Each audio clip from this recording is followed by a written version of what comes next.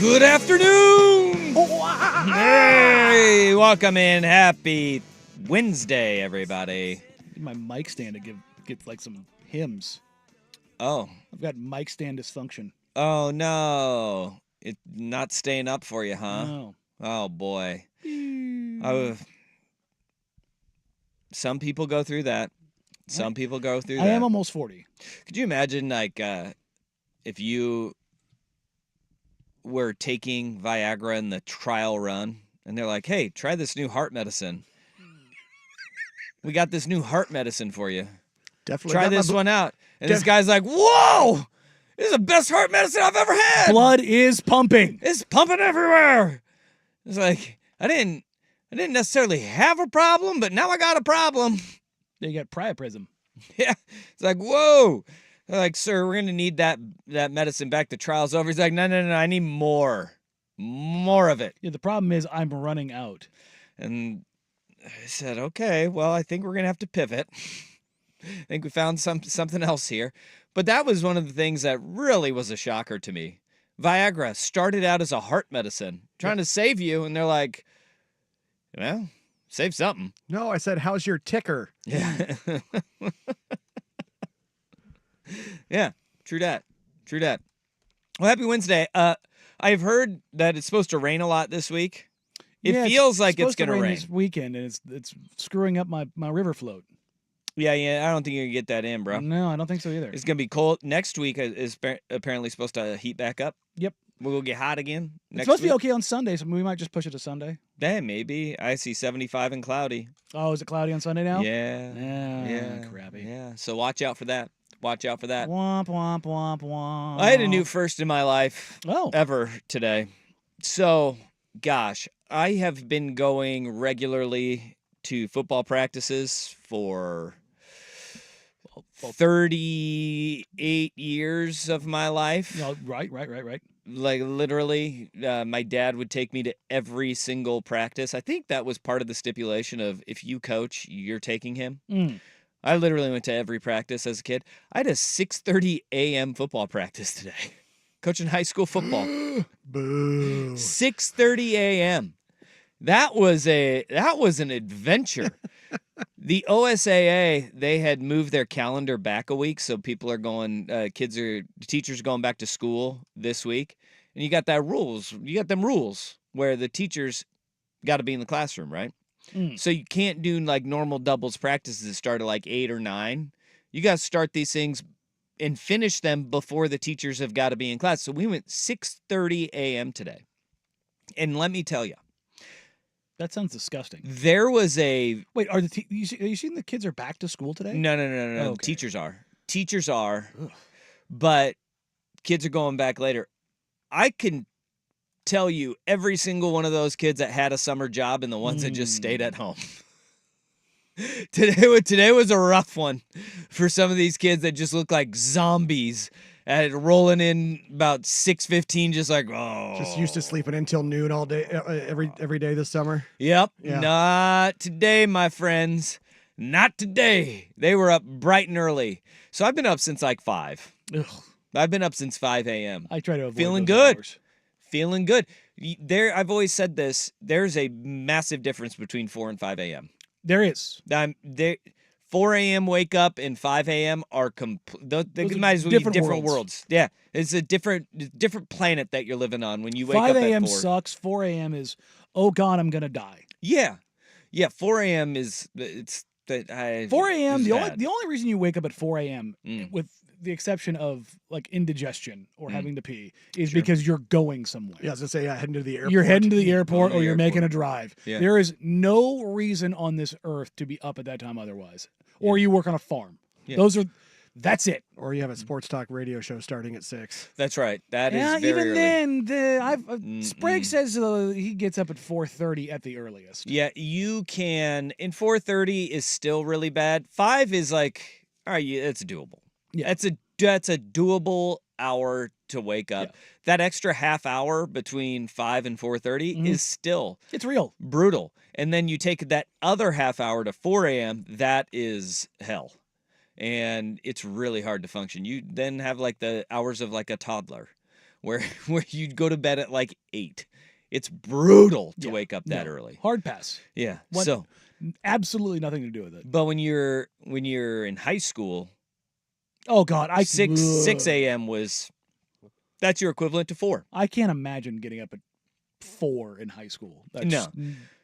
My body would not have functioned. I'm not going to lie. There's actually been some studies done that say that your body, like especially when you're that young, does not function then.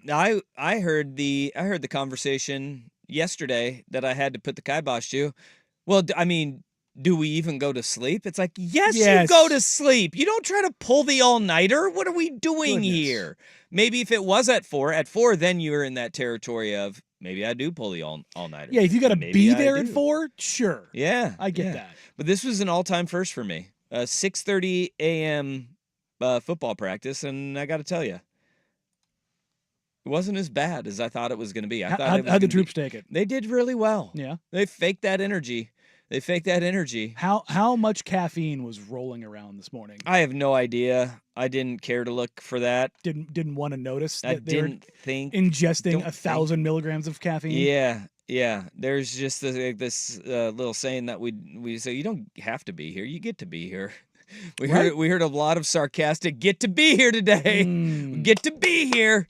So I've been up for a while. I'm riding that high. I'm gonna have an energy drink today. Yeah. I got here earlier than I normally do, and you were firmly here already. And I was like, oh, early practice again. Well, that is not out of the ordinary, Danny.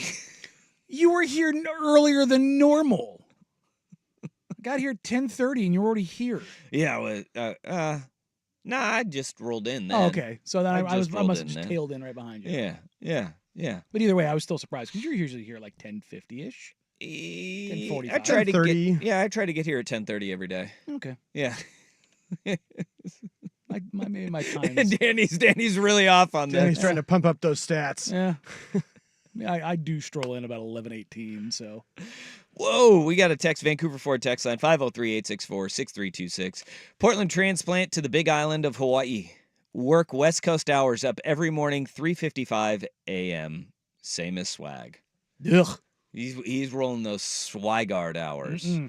See, Hawaii is different. Yeah, you mean Hawaiian time is real. If you've got to be on, like, when I worked as a contractor, as a business analyst, we contracted to India. Yeah. Endlessly. Because Microsoft and Google have spent billions of dollars putting technical universities in very large Indian cities. And it is a resource that, while expensive, is significantly cheaper than in the U.S. So what these companies do is everyone's like, oh, the call center. It's like, no, tech support, because they're actually very good at it. That's what they do. And we would have to sync up with this group of contractors in India, or they would have to sync up with us. And it's like an 18-hour difference. So their whole lives are turned around. And then for the last half of a project, they would fly from India, and they would need like a week to completely change their sleep cycles. It was just always crazy. But they operated. So when we got there at 7 a.m, they were up and awake, which was like, I think it started like 6 p.m. for them. Something along those lines, or 8 p.m. or 8 p.m. It was something like that. Yeah, but it was completely off. So we would be talking to them. It would be noon for us. It's like 3 a.m. for them. Yeah, I got a buddy who does that. He has a group that he manages out of for Intel in India, and he's like, waking up and they're winding down their day. Yeah, super. The interesting thing was they came out here. A lot of vegetarians and vegans. In India. Yeah, cow's sacred. So they love coming to Portland, of all of the cities, because there's so many vegetarian and vegan options.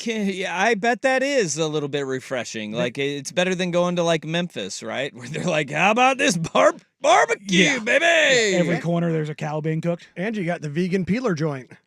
You do. You do. Yep. So that's got a couple of them, I think. Yeah.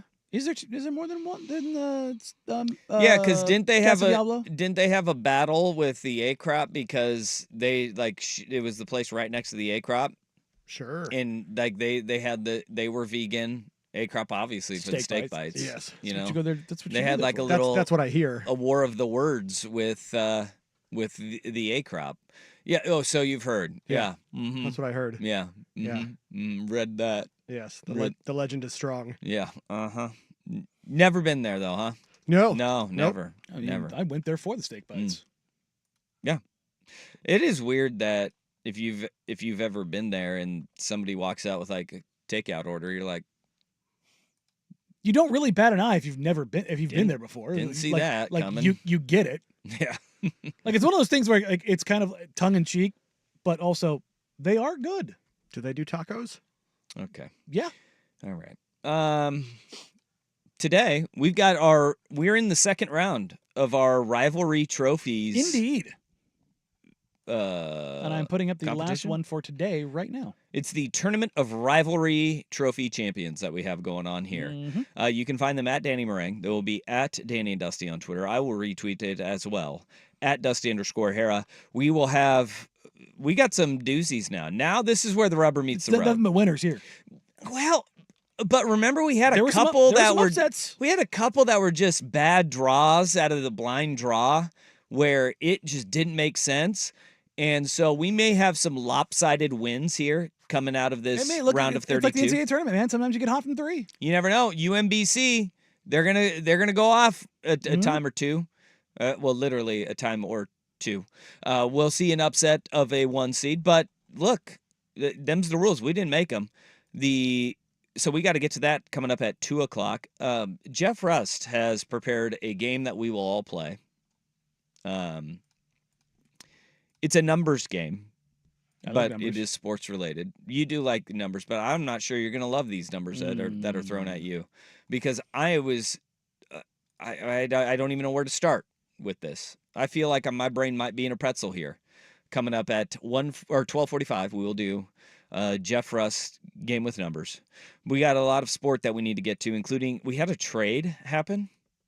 Oh, Yeah, but it's the weirdest trade that we could have ever imagined. I didn't even know they did this, but we'll inform you on the massive trade in the sports world that does impact us locally. it does. It's a big trade that went down here. But where we got to start this bad boy off, our eyes didn't lie. It's bow time in Mile High. Danny and Dusty on the Fan.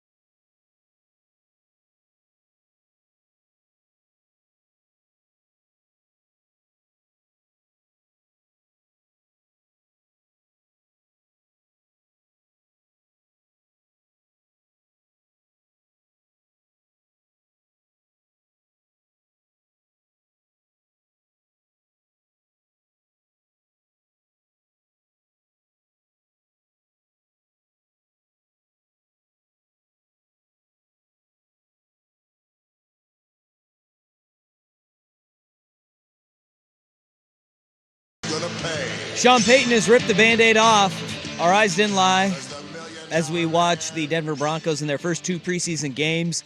Bo Nix has been named the starting quarterback for the Denver Broncos. Right before the show started, everybody got that push alert. Bo Nix, QB1 in Denver for the Broncos. I mean, are we really surprised at all here, even though Sean Payton said 2 days ago, I'm not in a hurry to name a number 1. It's like, I don't understand why coach speak is this. Mm-hmm. It's all so very dumb. Yeah. College football, I get it in the sense of like you want to hold on because of the transfer portal and you have to lie through your teeth and string some kid out and be basically a terrible human for the betterment of your program. Yeah. But in the NFL, it's merit. Everyone knows it. And if you try to start a quarterback that's not him, you're going to have a mutiny. So if the entire camp is saying it's Bo, we all know. So just move on, man. We don't know. And so you came to this conclusion 48 hours later? I think there was a want to protect your rookie quarterback because, look, I am on team, if you can, sit a guy. Yeah, sure. If you can. But what we all saw, and I think Sean Payton wanted to live that life and was hoping that would be the approach that they could take with Bo Nix is, all right, we already got a guy who's ahead of the curve, who's seen more snaps in college than any other guy who's ever played before. Quite literally, the most starts in college football history heading into his NFL career. And now he was sitting there going, all right, he's ahead of the curve. If we can save him for as long as we can, that is going to do nothing but benefit Bo Nix in the future. But then we all watched preseason game number 1 where no quarterbacks got sacked. Guys took care of the ball pretty well. And then game 2, you had Stidham with a sack and a pick. Zach Wilson holds on to the ball too long, gets sacked a couple of times. Nix goes 8 for 9, 80 yards, and no sacks, no interceptions. Makes it pretty hard to sit there and say, yeah, no, we still have a really tight competition when the rookie is the guy who has looked the best for you and when everybody is able to watch it and everybody's able to see it. And from the protecting the rookie standpoint, we've talked about this a lot over the last week or so. If you can't physically protect him, as in your offensive line is terrible, then don't play him. Pay the other guy the 1-year contract. I hate to say this, but like pay the tackling dummy and get through the year and then improve your offensive line and go from there. Jacoby Brissett. Yes, 100%, because you don't want Drake May to die back there and get David Card. Yeah. We've seen it. Peyton Manning is the only quarterback maybe ever in the modern era to throw a crap ton of picks and get absolutely smoked in the pocket for an entire season and be a productive quarterback, let alone great. Joe Burrow would be the other one. Yeah. Joe Burrow. But, I mean, his offensive line was so bad, his ACL went beep, gone. So it's really hard to do. And we saw, like, with guys like Bryce Young, where more and more has been coming out over the dysfunction in Carolina last year with that coaching staff. Apparently there were 4 or 5 different coaches on the offensive side of the ball that had an opinion of how their offense would be run, and all of them tried to get into his ear. And so this year, like, job number 1 for Dave Canales as the head coach, that is his thing, is he has gotten and squeezed the most out of quarterbacks. See Baker Mayfield last year when they were in Tampa together. He is just number 1 all camp long is, I don't care what happens. I just want to build a bond, build a rapport, know that there are 2 voices that he needs to hear. It is mine and his quarterback's coach, and it's been nothing but relationships. And then at that point, they'll be like, we'll see if he can actually play in the NFL or not. But it was, you had an awful roster, no weapons around you, 0 protection, and a bunch of voices all thinking they knew what they should do offensively, and none of them were on the same page. That's a recipe for disaster for a guy. There's also... they still need to figure out if he can play, though. Yeah, that was the thing. It was one of the top rating services. Might have been PFF. Might have been the NFL Next Gen Analytics, the NFL Plus, the new one. They had a write-up that in the 104-year history of football, Bryce Young was the least productive rookie quarterback ever. Yeah, there's a lot of reasons why. Like, it was just like, oh. But I mean, like, in that same token, as much as want to protect a guy, now Bryce Young is not playing at all in the preseason? Because Why? the entire it's exactly what I just said. They don't want anything to be out there because they don't want to build a controversy. It's all about relationship, rapport, and then we're going to see if you play. But first we need to clear out all of the mess that was between his ears, and then we're going to go out and we'll see. Apparently that mess is taking a very long time to get them to the point where they're going to roll them out for the preseason. But we're seeing all of these franchises are handling quarterback situations in a bizarre way, right? You have whatever's going on in Carolina. You have down in Atlanta where Penix plays one preseason game, he gets hit, they're shelving him for the final 2 preseason games. This is a guy that's going to be your backup. And the working theory amongst people who cover the NFL is that Atlanta doesn't want to create a quarterback controversy if Michael Penix Jr. plays really well and they got Kirk Cousins there. Because they paid, again, the whole point of the ownership. Yeah. Ownership paid $100 million for this quarterback, and the GM went, but I don't want that. I'm going to draft Michael Penix. And then you also had Raheem Morris with he got hit and he got dinged, and then it was like, well, I mean, he's still going to practice, but it's like, well, we know he has a history of getting injured. They probably just want to minimize that as well. Use this year, just recover your body. We're going to use it as a redshirt year essentially for you, and then we'll see what you got moving forward after we see what we have with Kirk Cousins. You have the quarterback situation in New England right now, which is Jacoby Brissett. All of a sudden, Drake May shows a flash in a preseason game, and now Gerard Mayo's like, well, it's still a competition. Well, which one is it? There's a lot of, if you got 2, you got none situations going on. You've got hiding your quarterback in Carolina. You got hiding your backup in Atlanta. It's a really weird time. And so it's refreshing to see Sean Payton do what most coaches that we've known to do, go the old school way and say, all right, we're drawing that line in the sand. Bo Nix is our starter. He will get the ball week 1 in Seattle, going up to Seattle to play the Seahawks. So you'll be able to hear Bo Nix's debut right here on the Fan. Huh? That city hasn't been kind to him. Nope. Hasn't. Didn't go well last year when he went up there. Nope. Probably won't be as loud. I think it will be. Lumen gets Yeah, really don't get me wrong. loud. It gets loud, but it's also it's the Broncos. It's the Broncos and the Seahawks. And then there's no Russ there. But if Russ was there, I mean, now we're talking. you'd be loud. But Now we're we're not talking. talking about like the most heated rivalry anymore. He is the first rookie to start the regular season for the Denver Broncos since John Elway in 1983. Really? Yeah.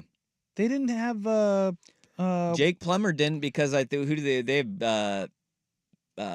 Who did they have? Was it Billy Joe Hobart? Was that who was there before him? who's the massive kid they drafted like 6-7 years ago? Paxton Lynch. No, he didn't start. No, because thought that they was the whole did. thing. Is they're like, we gotta start him, and then they're like, you don't want to see it. You don't want to see it, And and then then he they did. finally got their wish, and they were like, oh well, yeah, you're right. Don't want to see that one. Yeah, I thought they did for some reason because I remember Nah, it going he- very badly. I just thought it was going to start. I guess. Yeah, he's the first Denver rookie to start the regular season opener since John Elway in 1983. Jake Plummer after Brian Greasy. He was after Greasy. Yeah, Okay, all right. Greasy and Steve Berline. Steve. Oh my God, I don't even remember Berline. Berline as a Bronco. Who was the starter right after John Elway? John Elway. You had Bubby Brister. Some But that same it's year. Bubby Brister. But Brian Greasy took Bubby over Brister. the next year. Okay. Bubby Brister started 4 games in '98 when Elway was still there. Okay. But then in 1999 was Greasy got 13 starts and Chris Miller with 3 starts. I saw a Hey, video C-Mill. of Elway playing at the BMW Pro-Am. Mhm. He was warming up. Whew. Age got him. Tough living. He Tough he living. looks old now. Yeah. Yeah. Where you look at like a Montana or a Young, who they're around the same age, they're aging. But Elway lived a good life, is what I'll say. Yeah. You can tell it's his John Daly is catching up with him. Having fun, dude. I mean, yeah, this is done a shot. I just looked at it and I was like, who the hell is that? They're like, that's John Elway. I was like, what? You think that were you also thinking of Brock Osweiler from Arizona State? Yes, Because they drafted 2 Huge very tall quarterbacks. quarterbacks. Yeah, because Elway loved big quarterbacks. Yeah, they were that thought both like they'd what, been good. 6'7", Yeah. 6'8"? Yeah, they're both Yeah. monsters. Yeah. Yeah, big, tall dudes. Mm-hmm. Brock Osweiler had a scholarship offer to play basketball at Gonzaga. People forget that. When Osweiler when Gonzaga was still on their way up. Yeah, I'm on the way up. But we also have now three of the 4 AFC West quarterbacks that are starters, former Pac-12 guys. Mm. 2 of them, Oregon Ducks. Just turns out the best one of all of them went to Texas Tech, played in the Big 12, and that's Patrick Mahomes of the Kansas City Chiefs. Right. But now you have both 2 times a year. You said this. We're guaranteed to see 2 times a year Bo Nix and Justin Herbert on our local television when the Broncos and the Chargers play each other. And they both are kind of going through the same situation right now where I think Denver is in a better spot. Denver kind of feels like they are at a wide receiver position. I'm just speaking from wide receiver position. They're in the same spot as Green Bay, but to a lesser degree almost. They don't have a number 1, but they've got a lot of solid dudes that we've seen. Cortland Sutton is good. Tim Patrick, if he stays healthy, is good. Marvin Mims Jr. is a speed threat. He is a guy that will get open. Don't I guess? That is true. I know. I mean, But as far as how good they are, they are. We went through this last year, and They're they weren't. solid, but well, Tim Patrick got hurt. And then I mean, if you're Cortland Sutton got hurt if too, you're I relying think. on Tim Patrick to be kind of hold things together. Well, that's what I'm saying is they don't have a number 1. They have a lot of solid guys. They don't have the guy. I don't think any of those guys is even really a number 2. I think you've got. Yeah, I think Cortland Sutton he was a 2 that they paid to be a number 1, and they said that ain't it. Yeah. And Tim Patrick is a 2. Patrick was the Achilles last year, wasn't it? Yeah, I think he was. Sounds an about Achilles, right. Which again, sounds right. He's anytime okay. that happens, I'm always like, looking okay.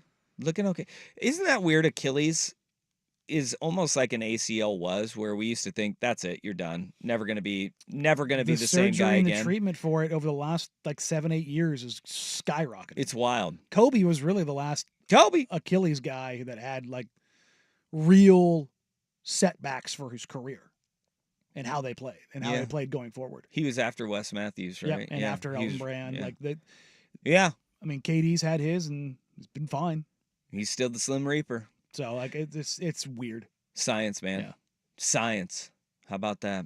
Well, Denver's got their guy, but what history will tell us that this is not conclusive that they found their guy for the future, because they've had 13 starting quarterbacks since Peyton Manning.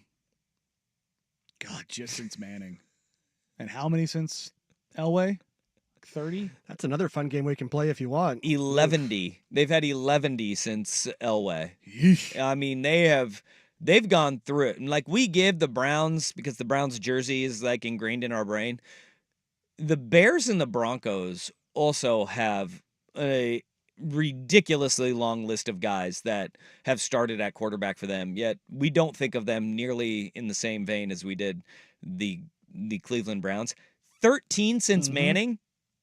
Peyton wasn't that long ago. No, he just got in as a first ballot Hall of Famer a year ago. So it's been 6 years.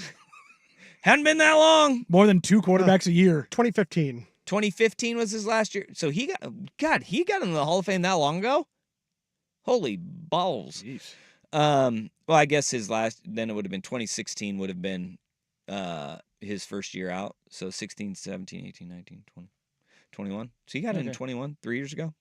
It's COVID time. It all blends together. Also, Bo Nix, I saw this via ESPN Stats and Info. He is not even in the top 5 of oldest rookies to start a game. Because Bo was in college forever. He is actually... Didn't you play against Bo? No. I saw somebody, I saw a tweet today that I can't believe Bo Nix is looked at now as the safe quarterback. I have to wonder what Auburn Bo Nix would tell Denver Bo Nix. Because remember, Auburn Bo Nix was not a safe quarterback. That was the problem. No. The ball was everywhere. Look, there's a lot of people that make that was it more of what Oregon did for Bo Nix, or is it more of how Auburn let Bo Nix down? Mm-hmm. And I think both of those things are totally true.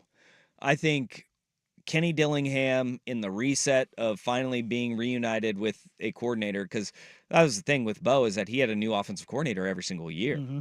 And then he comes back, he finally has Dillingham for his second year, and Will Stein, when he came in for that final year, tried to make it as similar as he possibly could to what Kenny Dillingham ran.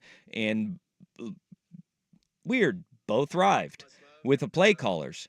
But now, like, I think Oregon benefited Bo Nix tremendously on that reset and just a fresh start and what it meant for him. I also think Auburn let him down and expectations were far too high on Bo Nix heading into his career. And it's the SEC when you start as a true freshman. And true freshman, it was a big game against Oregon. He let him down for a win at the end of that game. Well, Justin Herbert sent one in like the 5th row on the potential game-winning throw in the back of the end zone. But Bo Nix had that game-winning drive, right? And everybody's like, nope, he's the guy, national championship. And then the turnover just kept hitting over and over and over again. And that stunted his growth. I think Oregon, what it meant to buoy him up, and then the letdown of Auburn, both of those things are 100% true with Bo Nix and his development. But he is now, he will be the 6th oldest quarterback to start an NFL game. He'll be 24 years and 195 days old. Oh, no, he's going to be 5th. He's going to take Ryan Tannehill out of the top 5. Oh, there you go. Ryan Tannehill was 24 years and 44 days. Ahead of Bo will be Ray Nagel in 1953 for the Chicago Bears. He came out of the steel factory. In the Something tells me that he was like fighting in a war. Yeah, probably. And then he got out and he was like bumming around working in a factory. And then he was like, I'm going to give this football thing a try. Had an open tryout. Bet you I could throw this football over them there mountains. And the Bears' illustrious heritage of quarterbacks, he was able to slide right in and he play. Completed a pass. That's what happened. He was 26 years and 132 days. Roger Staubach of the Dallas Cowboys in 1969, he went to Navy, remember? Yep. So he did the Navy thing. I can't remember if he did 3 or 4 back then. He was 27 years and 228 days. Probably 4. And then we get into the minor league baseball players turned quarterbacks. Chris Weinke. Oklahoma State's Chris Weinke for the Cleveland Browns, 28 years, 331 days. Oklahoma State? Oklahoma State. Why did I think he was a Florida? No, Brandon Whedon. Okay. You're thinking of Brandon. You said Chris Weinke. It's Brandon Whedon, Oklahoma State. Okay. And then the oldest is Chris Weinke of Florida State. There we go. Who played for the Carolina Panthers. 29 years, 40 days. Damn near 30. That is old. That's wild. To make your first start. As a rookie. Yeah. Yeah. So Bo Nix, make top 5. He's going to be old for a rookie. You could say Bo Nix, top 5 quarterback of all time. In that top 5 oldest quarterback to start a regular season opener. How about that? All right, Bo is the guy in Denver, but Tom Brady might have a little advice for Bo that could help him out. First is Russ with SportsCenter. Now, from the Fan Sports Desk, a SportsCenter update on 1080 The Fan. This update brought to you by A&E Plumbing, Heating, and Air, serving Portland, Southwest Washington, and the Gorge, online at aneheatingandcooling.com. It's hard to stop a train. First on The Fan, it is indeed now official. Broncos head coach Sean Payton has named former Oregon quarterback Bo Nix the team's starter. The number 12 pick in the draft beat out Jarrett Stidham and Zach Wilson, who never really seemed in contention for the QB1 role. In 2 preseason appearances, he was 23 of 30 for 205 yards and 2 touchdowns. Dolphins receiver Tyreek Hill kept out of team drills during today's joint practice with the Buccaneers due to a thumb injury. Head coach Mike McDaniel says he'll participate in some portions of practice, but they are being careful to avoid further injury. Mariners have lost 7 of their last 8 and looking to avoid the sweep at the Dodgers. Logan Gilbert on the bump for Seattle. Jack Flaherty for Los Angeles. 7:10 first pitch on Root Sports. Over on the Major League Baseball scoreboard, headed to they're in the bottom of the 9th now in Queens. The Orioles and Mets knotted up at 3 apiece. Top 6 in Houston. The Red Sox leading the Astros, who enter the day with a 5-game lead over Seattle in the AL West. Like I said, they're 2-1 in the top of the 6th, and they're through 4 in Arlington. Pirates and Rangers are still scoreless. More sports scores and stories in 30 minutes. I'm Jeff Rust at the Fan Sports Desk. Listen live or on demand on the Odyssey app, the Fan's desktop player, or tell your smart speaker to play 1080 The Fan. Live, local, and free. No subscription required. Portland's sports leader is 1080 The Fan. It's Wrangler.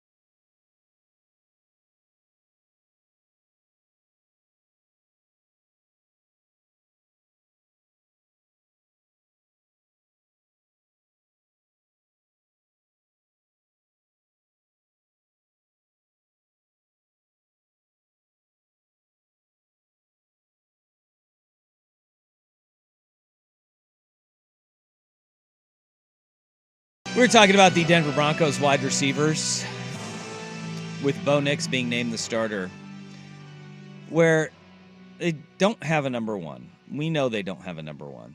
They've got some very, very good. Courtland Sutton, very good. Not great. Not elite by any stretch. Tim Patrick, Josh Reynolds, Marvin Mims Jr., Troy Franklin, Lil Jordan Humphrey. Oh, Lil Jordan's still there. Look at that. All I hear from this list and all I think is stinky. Yeah, I don't know where you get that with Courtland Sutton and Tim Patrick. Stinky. But they don't have a number one. Devon Vele, the Utah product, has looked, again, like a productive wide receiver. But they don't have that guy. And there's something that Tom Brady said that stuck out to me. He went on the Stephen A. Smith show. It was like a live show that he did with Stephen A. Smith, which we don't need to fuel Stephen A. by giving him live shows. No. I mean, the Tom Brady one, sure. Like, if you have a Tom Brady or a Michael Jordan, sure. Like, yeah, maybe we can do that. But let's not make this a common occurrence. He went on the Stephen A. Smith show, and he talked about his receivers and the level of trust you must have. The best players I had and the best teammates I ever had, they showed up to work every day. I never had to worry about their effort or their attitude. I knew that when I called a play, Wes Welker, he was going to run his ass off on every play, whether he got it or whether he didn't. I never thought for 1 second whether he was going to do the right thing or not. That frees my mind up to do what I need to do because my job's not easy. And if I got to worry about, oh, God, I look out and I see a receiver, I'm like, oh, God, he doesn't even look like he knows. He barely lined up right. He's looking over at the sideline. It looks like he's trying to ask the coach, what do I got? And I'm like, he's out. I'm throwing the ball somewhere else. But would you? Some coaches see that for themselves. Some coach looks for the leaders to see that for them as well. Which kind of player were you? Well, no, I would just tell him directly, he's out. Put him out. I'm not, and I would tell the coach, and I would tell the coach, don't put him in because I'm not throwing him the ball. Right. So you put him in, just that we got 10 guys out there. Think about that. Brady, he had like truly one elite wide receiver. It was Randy Moss. And what did he do that year? I mean, they went 18-1, and he locked on him, and he threw him the rock every single time he could.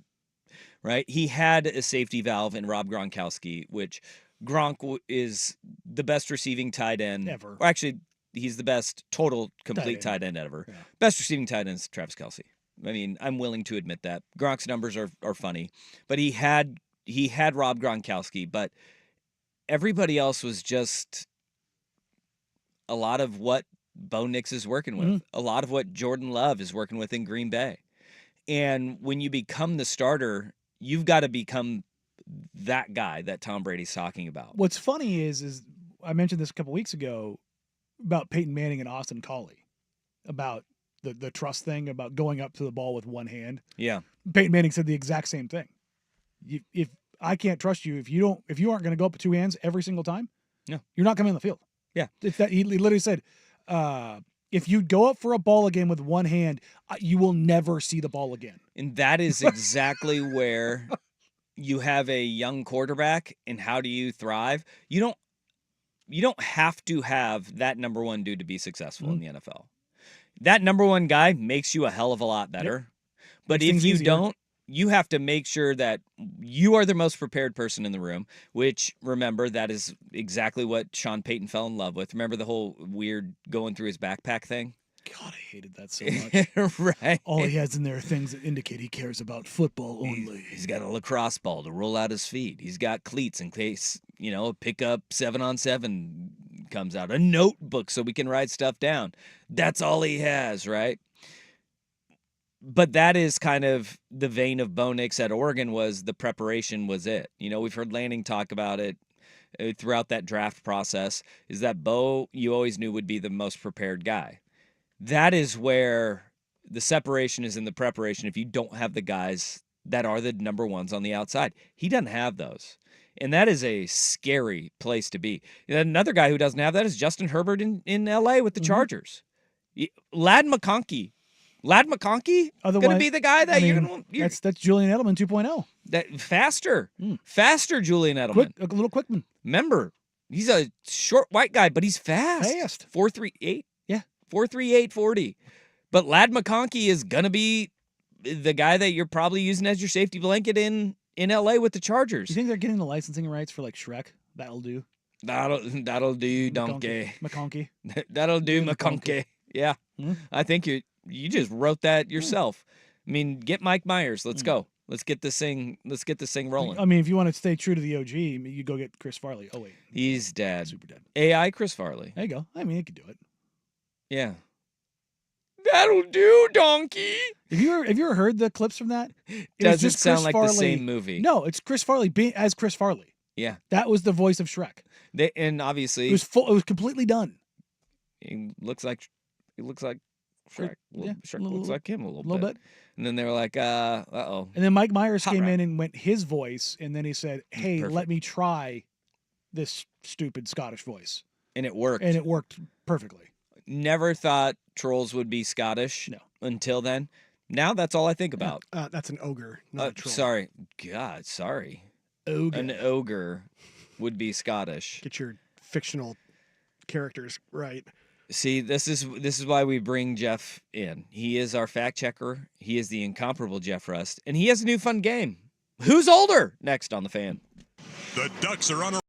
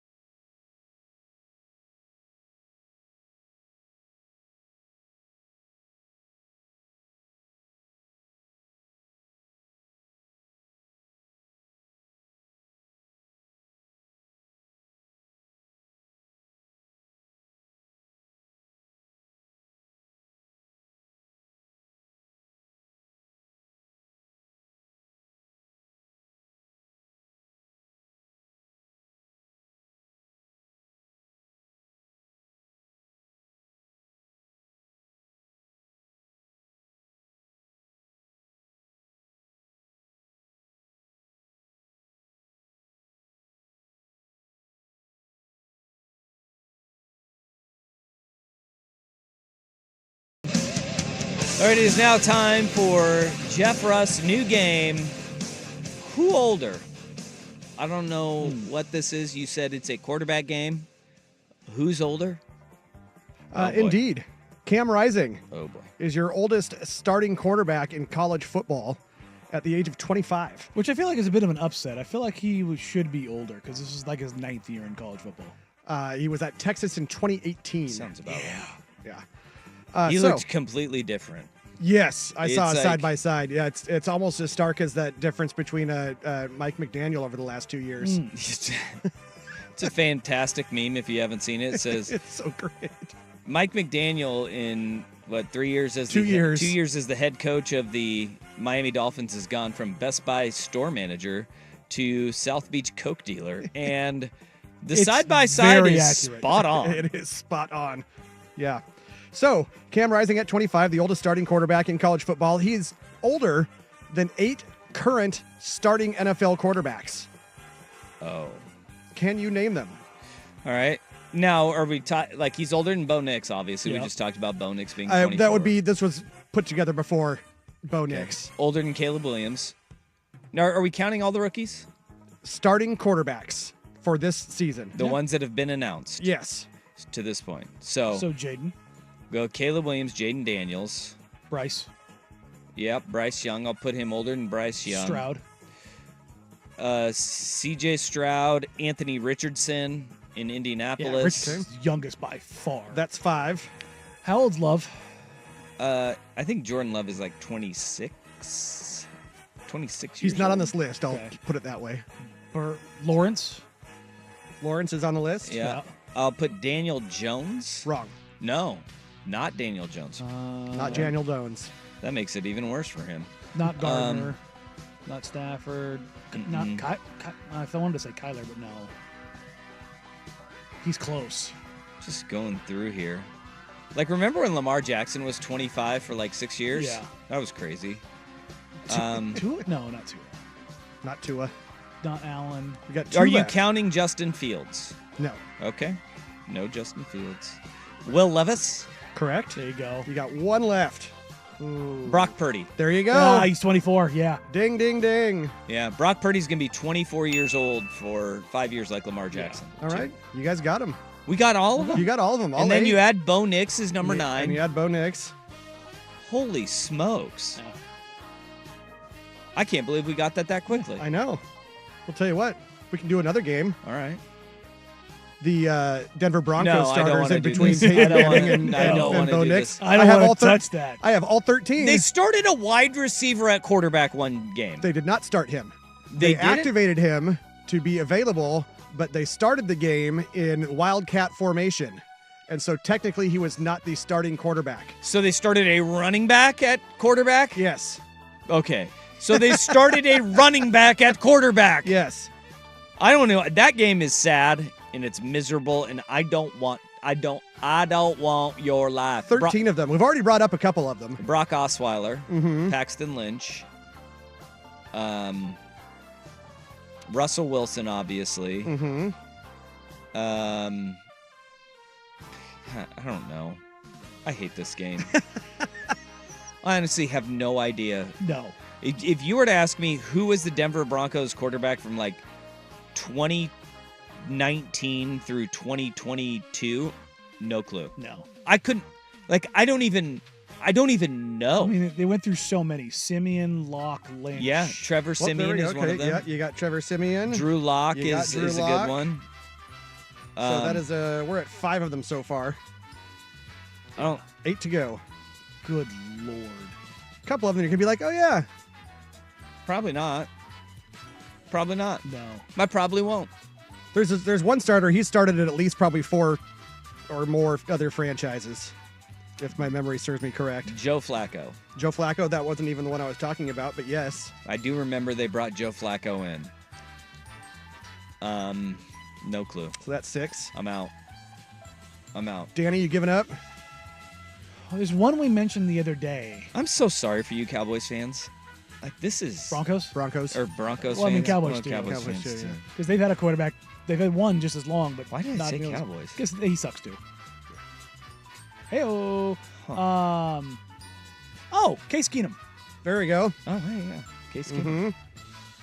Otherwise, I do not remember I him. got nothing. Honestly, I do not remember Case Keenum, Denver Broncos. Only reason I starting did is quarterback. we mentioned it on Friday. He was basically between 2017 you had Simeon, Osweiler, and Lynch all starting games, and then Yeah. 2018 Case Keenum started all 16. Yeah. 2018 Yes. what was their record that year? No idea. Yeah. But he started every game. Wow. All right. That's Well, sad. so we're hitting kind of a thin period here. Okay. Let's see. We got Simeon, Lynch, my God. Osweiler, Keenum, Flacco, Teddy Two Drew Gloves. Lock. Yeah, there we go. Teddy Two Gloves. Totally forgot about Bridgewater. Yeah. No idea. I still don't know that. Osweiler, Case Keenum. I don't believe you. Joe Yeah. Flacco, Drew Lock. Then you had Brandon Allen, I wouldn't have got Allen. I got Rippon. Jeff Driscoll. Oh, did you get Rippon? Yeah. Jeff Driscoll, Brett Rippon.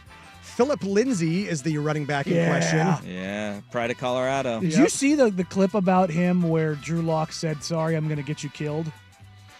No. Like, he was running a play, and the defense is literally, I can't remember, I think it was one of the Broncos wide receivers, or it was one of the offensive linemen. I can't remember what it was telling a story of like, Drew knew that he was going to throw this pass to Lindsey, and the defense knew the pass was going to go to Lindsey. The defense is calling it out, and I'm telling him, check, check, check, check, check, and he goes, nope, sorry, Phil. And he lays him out and gets him murdered. But he's like, I have to run this to set this next thing up. And he literally, as he snapped or calling for the snap, he says, sorry, Phil. Holy smokes. So I was like, that probably didn't endear himself to his running back. then after Philip Lindsay, you had Teddy Bridgewater, Russell Wilson, and Jarrett Stidham. That's God, a sad list. sucks.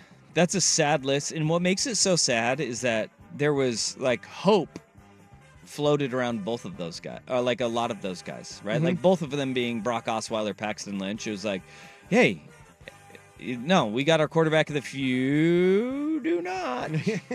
You do not. You don't have it. Wow. What a game. I like the first game better than the last one because the last one just made me sad for Broncos fans. You guys, that first one, you guys knocked out of the park. Yeah. Yeah. Yeah. Yeah, that was pretty easy. Took you a little bit to get Brock Purdy, but We have Vancouver Ford text line that says, not Burrow. No, because remember, Joe Burrow, he was at 2 years at LSU, and he was at Ohio State before that. Riding the pine, baby. So, like, he's kind of old. I think he's 26, 27. No. He's not old, but he's not young either. No. He had a great head of hair. Then 27. he shaved it and then bleached it, and now I had think a- Joe's he had his trying to find himself. He found his early life crisis. I'm growing mine out. He went full Slim Shady. Yeah. There's a lot of old quarterbacks in college football now, though. I mean, it's not just Cam Rising. No, and you also have the tight end from Oregon who's on year number 9. Cam McCormick. McCormick. Where's he at? FIU? Miami. Miami. That's right. Yeah. Yeah. He was Joe, at Florida Joe Burrow, School. 27. He'll turn 28 in December. Okay. So yeah.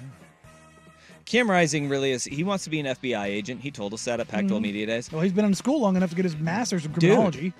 Yeah, he I'm really being could. dead serious. He can Johnny Utah this son of a bee, and I hope he's seen Point Break by He now. still hasn't seen it. The guy's last name time we was checked in. Johnny Utah. Yeah. And you're He played in a Rose Bowl, Yeah. and he's like, no, he acted like he never even heard of that movie before. I am an FBI agent. If he actually did go in the FBI and he went to Quantico, do you know how many times people would quote that to him? Well, I'm glad that we were the first. Everybody remembers their first. right. Everybody You think he remembers their remembers us? first. Yeah. I could see him going to the FBI and becoming a rising star. I'm not laughing at that. When he shows up to arrest somebody, it's a bad moon rising. All right. Oldest starting quarterbacks in college football this year. Cam Rising, 25. Alan Bowman, Oklahoma State, 24. Tyler Shuck, no longer at Texas Tech. Still around. He's at Louisville. He's 24. Dylan Gabriel, 23. KJ Jefferson, the Arkansas transfer at Central Florida. Dylan only being 23 is an Yeah. upset. He must have come in young because Yeah. he spent 2 years at UCF, Yeah, and then 2 at Oklahoma. 2 at Oklahoma. KJ Jefferson at UCF is also 23. Yeah. Graham Mertz, the Wisconsin transfer, now Seemingly at Florida, been in college forever. 23. And How? then another guy who's on his third school, DJ Uyunglele, Yeah, that's 23 years old. that DJ. He was young when he came out. Yeah, yeah. So there are your That's crazy. old balls quarterbacks in college football this year. Is DJ did DJ spend 4 years at Clemson? No. Okay. All right, coming up next, we start hour number 2 with a second-year quarterback. Hey, we named him. He is younger than Bo Nix. He's older, or he's younger than Cam Rising too. He's a second-year quarterback, and he had a day to forget. It might be a big red flag too. Danny and Dusty on the Fan.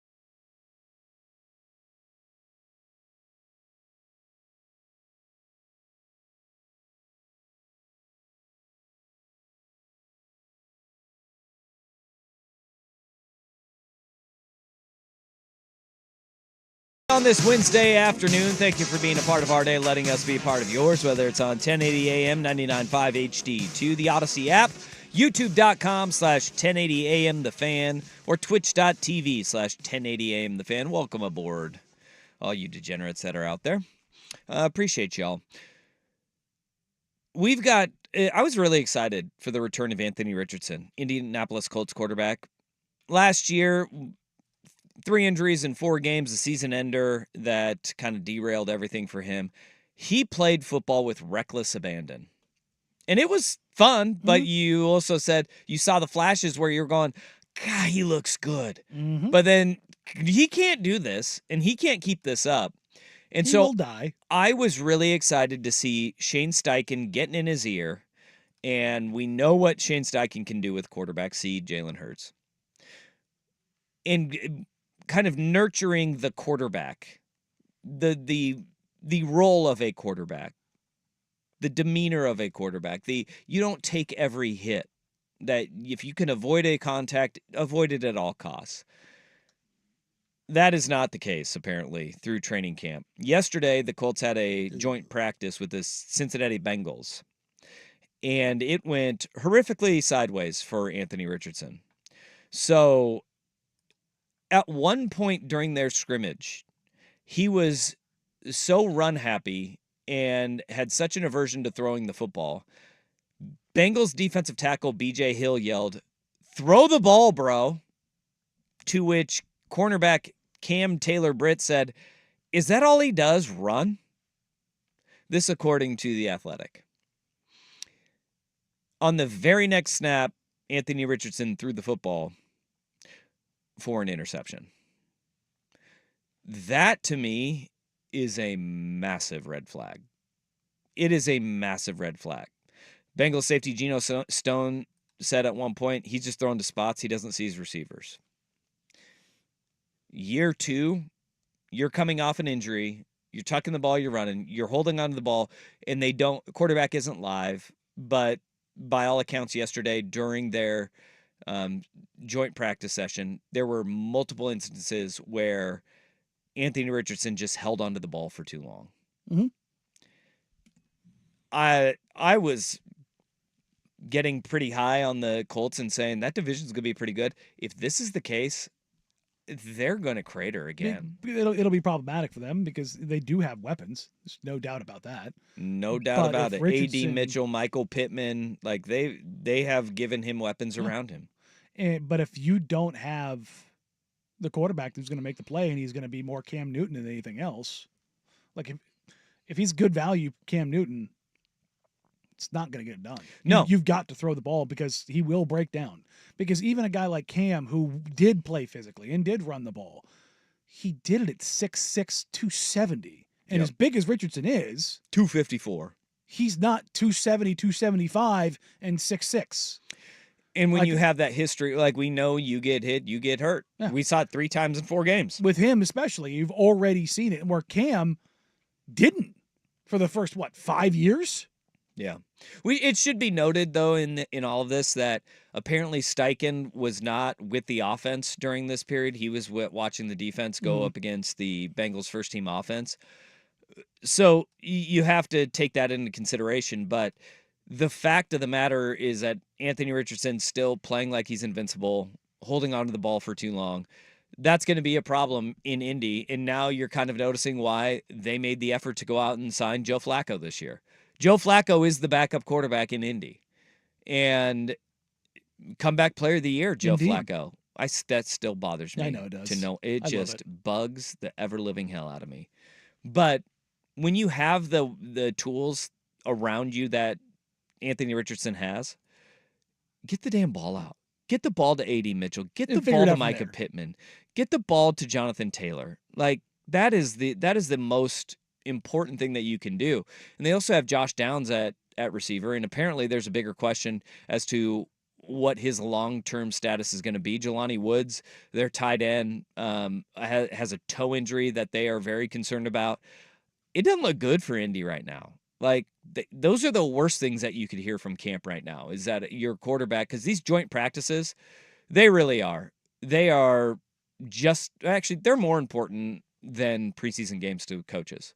That's why you see these guys not playing in the preseason. The joint practices, it's a controlled environment, so you're not exposing your quarterbacks to hits. You can tailor things to slow down. All right, we need to work on this. We need to push this. We want to have success in this. So you kind of have a little bit of communication and correlation where you can see kind of what guys are. If a controlled environment like this is you're seeing the worst of Anthony Richardson, that's a problem. That's bad news. Yeah. They were really good in the 2-minute session that they did, which is no surprise to me because that's where we saw him thrive the most in Indy last year. Remember Florida, Utah? They just they marched right down the field in the NFL too. Yeah, that Florida Utah game is a great one. The week 1 opener when it was the same night that Oregon lost to Georgia, and it was Florida Utah right after that. Utah was up, and then Anthony Richardson in the red zone 2-minute drill. Yep, got loose. Man, remember that throw? Yes. Spinning back through an absolute. That throw probably got him drafted where he was drafted. Sheer arm strength, where you just went, holy crap! Yeah. Because the ability to have that physicality to stop, plant, and rip that thing the way that he did, and that's you knew Richardson was going to be a project. Remember when we were talking about the draft 2 years ago? Doubt. I was like, I don't know if I can see the Raiders taking him because it's just. They can't get to that level of needing that much of a project. But remember, he threw the ball and it hit the ceiling in his pro day. Yeah, which it's very Jamarcus Russell throwing from his knee and throwing it 70 yards. But he actually had the tools that when you saw it, is like if he plays within the context of a game and learns when to figure out he can run or not. Obviously, if the Cincinnati Bengals are sitting there going, does all he do run? Is that all he does? Is that what he is? And you have a defensive tackle saying, throw the damn ball. Like, I'm not trying to sack you right now because I can't hit you. So throw the ball, and he's not doing it. That right there, that's brutal. And if that's all it takes to get into his head, that's even more of a concern. Is the chirping. Still a kid, though. So still young. He is young because he was, he got drafted at 19? No. I think he was done I think young. he was 20. I think he was 19 when he was playing at Florida as a third year because you have to be. He just turned 22 in May. Yeah, there's no way he was. 22 in May. Yeah, so he was drafted right after he turned 20. No, it was right before he turned 21. Yeah, right before he turned 21, he was drafted. Good. Yeah, he was 20 going through the draft process. He's a young buck. That's so there's young. Still a ton of time. I just hope that Shane Steichen can. It's like breaking a wild horse, right? Yeah. When you have a wild horse that can run, man, that's all it wants to do. And right now, that is Anthony Richardson, and I hope he doesn't get hurt, man, because he is an exciting player, and it's good to have a runner like him in the NFL where he's a playmaker. When you see him and has the ability to lower his shoulder at times, you're like, goodness gracious, he'll mow you over. Lamar Jackson is I will make you miss. I will jump over you. I will be faster than you. Anthony Richardson is like that Cam Newton that you said where, it doesn't matter if you're a safety. He'll lower that shoulder and go after you. But you have to know time and place. You can't do it again and again. He's 7 months younger than Stroud and Williams. 7 months younger? Than C.J. Stroud and Caleb Williams. And 2 years younger than Bo Nix, who's going to be a starter as a rookie. He's a baby. Yep. That's crazy. Well, a lot of time still left. A trade among TV networks. College football getting even more weird. Danny and Dusty on the Fan.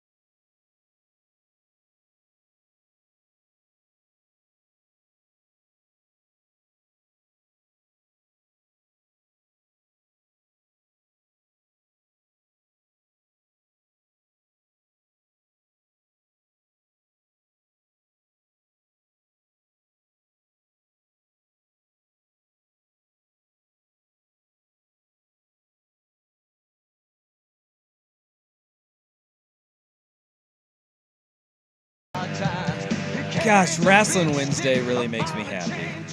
You do love it. I love Wrestling Wednesday. All right, we had the first ever, actually, public trade in college football that we know of. How about this? It comes from the TV networks because they're the ones that really run college football, right? But yesterday we had the news. Joel Klatt casually dropped on the herd that Oregon and Ohio State will be a 4:30 Pacific time kick on NBC. Primetime game, baby. Oregon, Ohio State. Duh, no-brainer. But we found out through the sleuthing of Awful Announcing that a trade was facilitated in order for this to happen. It's straight up out of draft day. Yeah. What happens, so the TV networks, they all get their first pick of weekends, right? This is why it was always like, you got the 10-day window. We're not quite sure when the game's going to be on.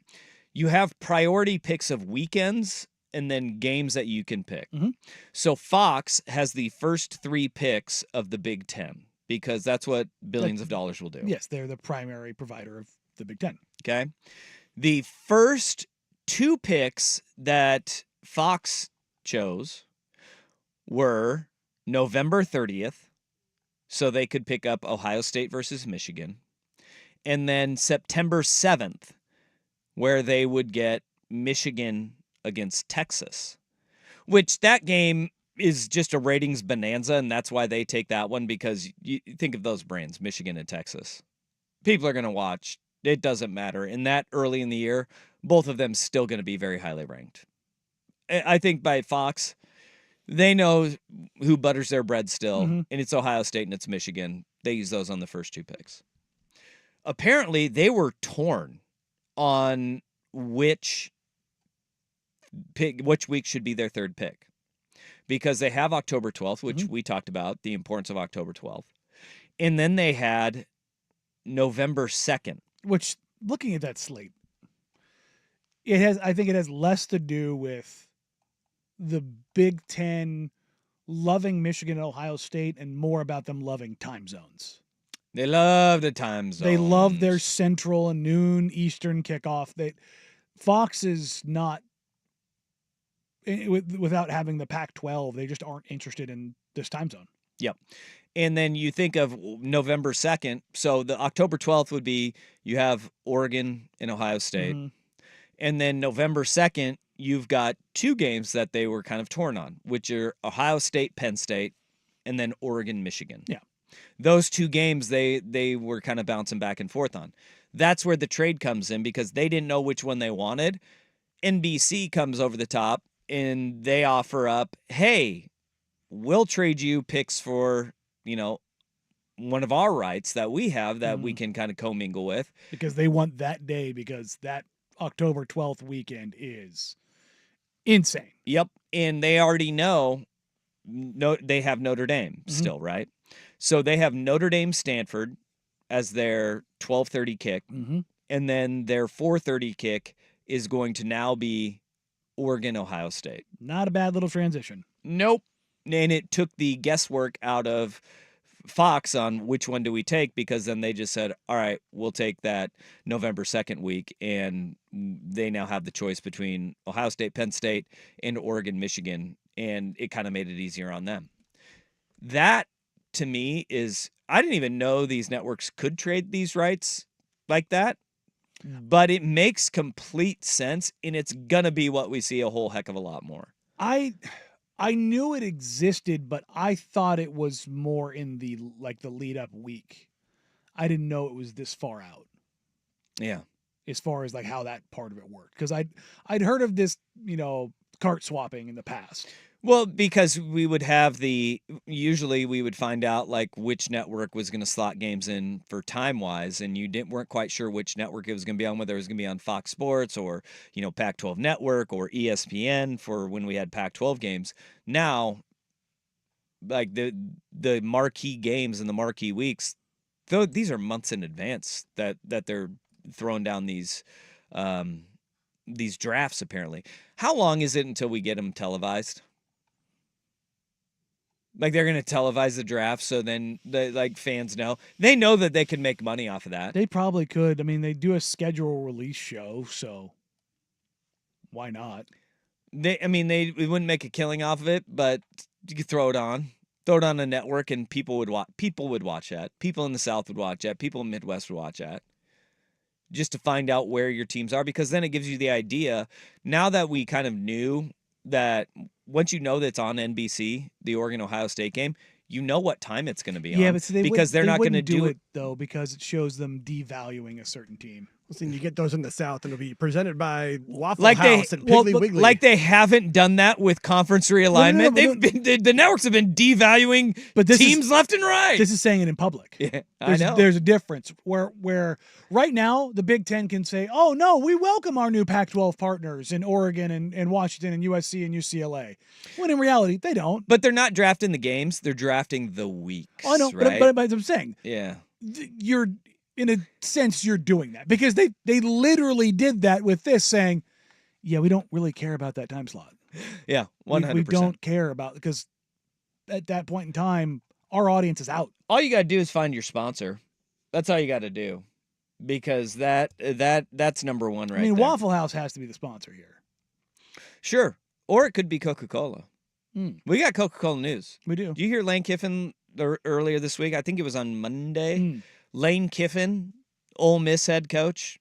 We got coach wars over sponsors. Does anybody drink Coke? You realize that 130% of your sugar for the entire day is in this one bottle.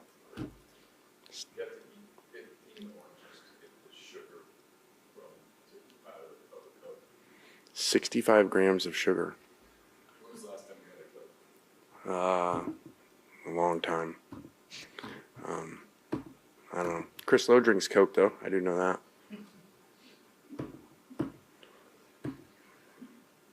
Lane Kiffin. Yes. That is true. Openly mocking the sponsor of his press conference, Coke, because he has the Nick Saban treatment, where at the press conference they just put a bottle of Coke up there. Yeah. And they say, it's Dasani with the NBA, that nasty water. It's right there. It's right there for you. And now he is sitting there saying, "No, I'm not drinking Coke." Hey, guys. Oh, big gulps, huh? All right. Well, see you later.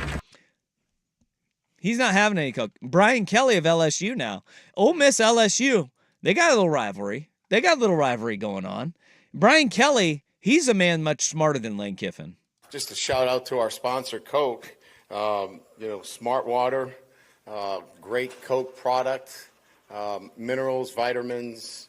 It's just great for you. It's refreshing, healthy, and Coke provides you all the products that you need, depending on what you like. And I love Smart water. You caught on. I love that this is where our coaches' wars are going now. Recruiting, you're in the back seat. Now I know where my roster is built, and it's through money. And now I'm going to butter up Coke so they stay on board and give me money. Happy Gilmore. I love love a sweet, juicy, delicious, cold cut combo. Yeah, Wayne's World 2. Yeah. Yeah. I think that what we have here is Lane Kiffin sees the void. He wants to be the next Mike Leach, because that is something Mike Leach would have done. He would have been like, "Oh man, you guys drink Coke? I love Coca-Cola." He would have gone the other way, because I feel like the two things that Mike Leach that made him run was chewing tobacco and soda. That was what fueled Mike Leach. I mean, I think it's out there. It's 20 years of my life, or that was my lifeblood. Yeah.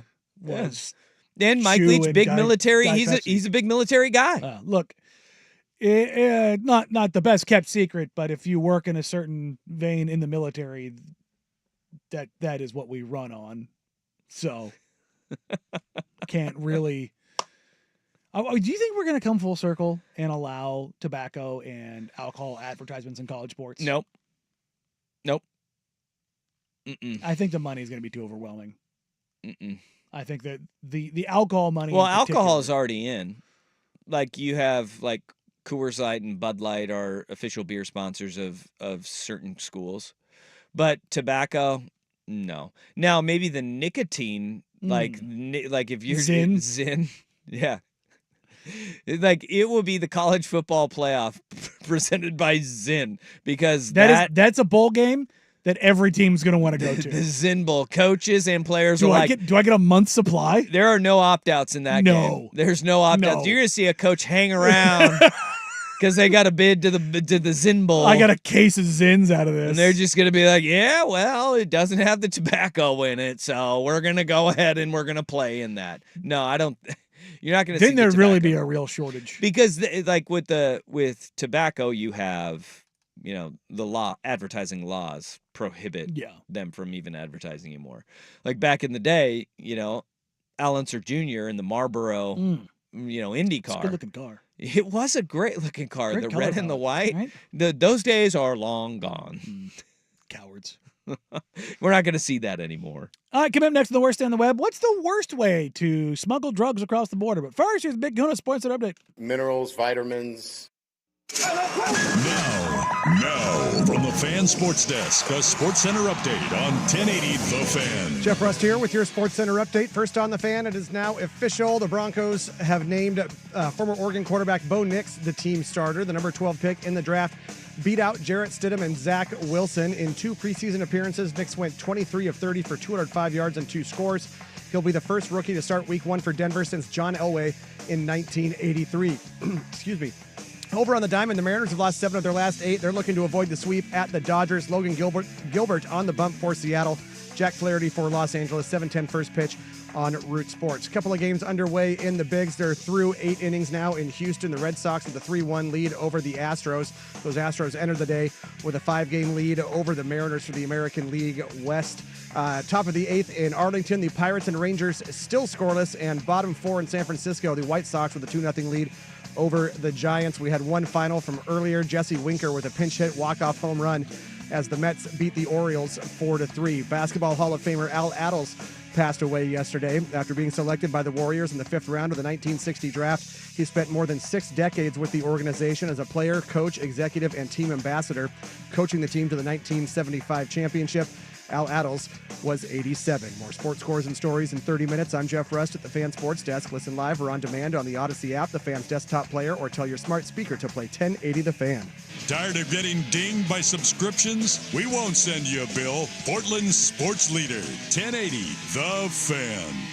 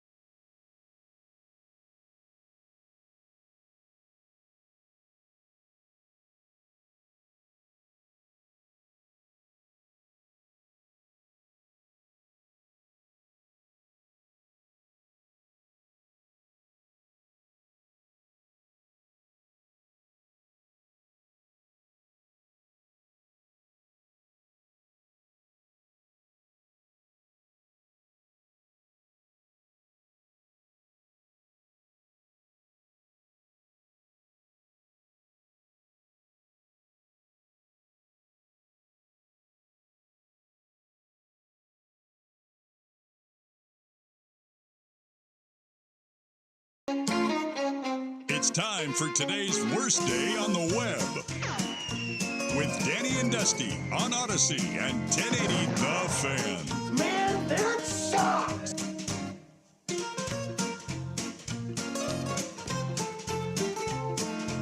Have either of you ever crossed the Mexican border via car? No. Yes. It's an experience. By foot, Yes. not by car. Did you do the San Diego walk across? No. Oh, that's right, Juarez. That's right. That's a different one. That's a different one as well. But it's an Things I'd adventure. never do again for 5,000, Alex. Oh yeah, especially now. If you go through the standard border crossing in San Diego, you will see, number one, a bajillion cars. Number two, the Border Patrol consistently pulling somebody over and arresting somebody. Yeah. I have crossed the Mexican border more times than I could count as a kid. And God knows how many times as an adult. And I swear to God, half the times I've gone through, I've seen somebody getting arrested. Seems common.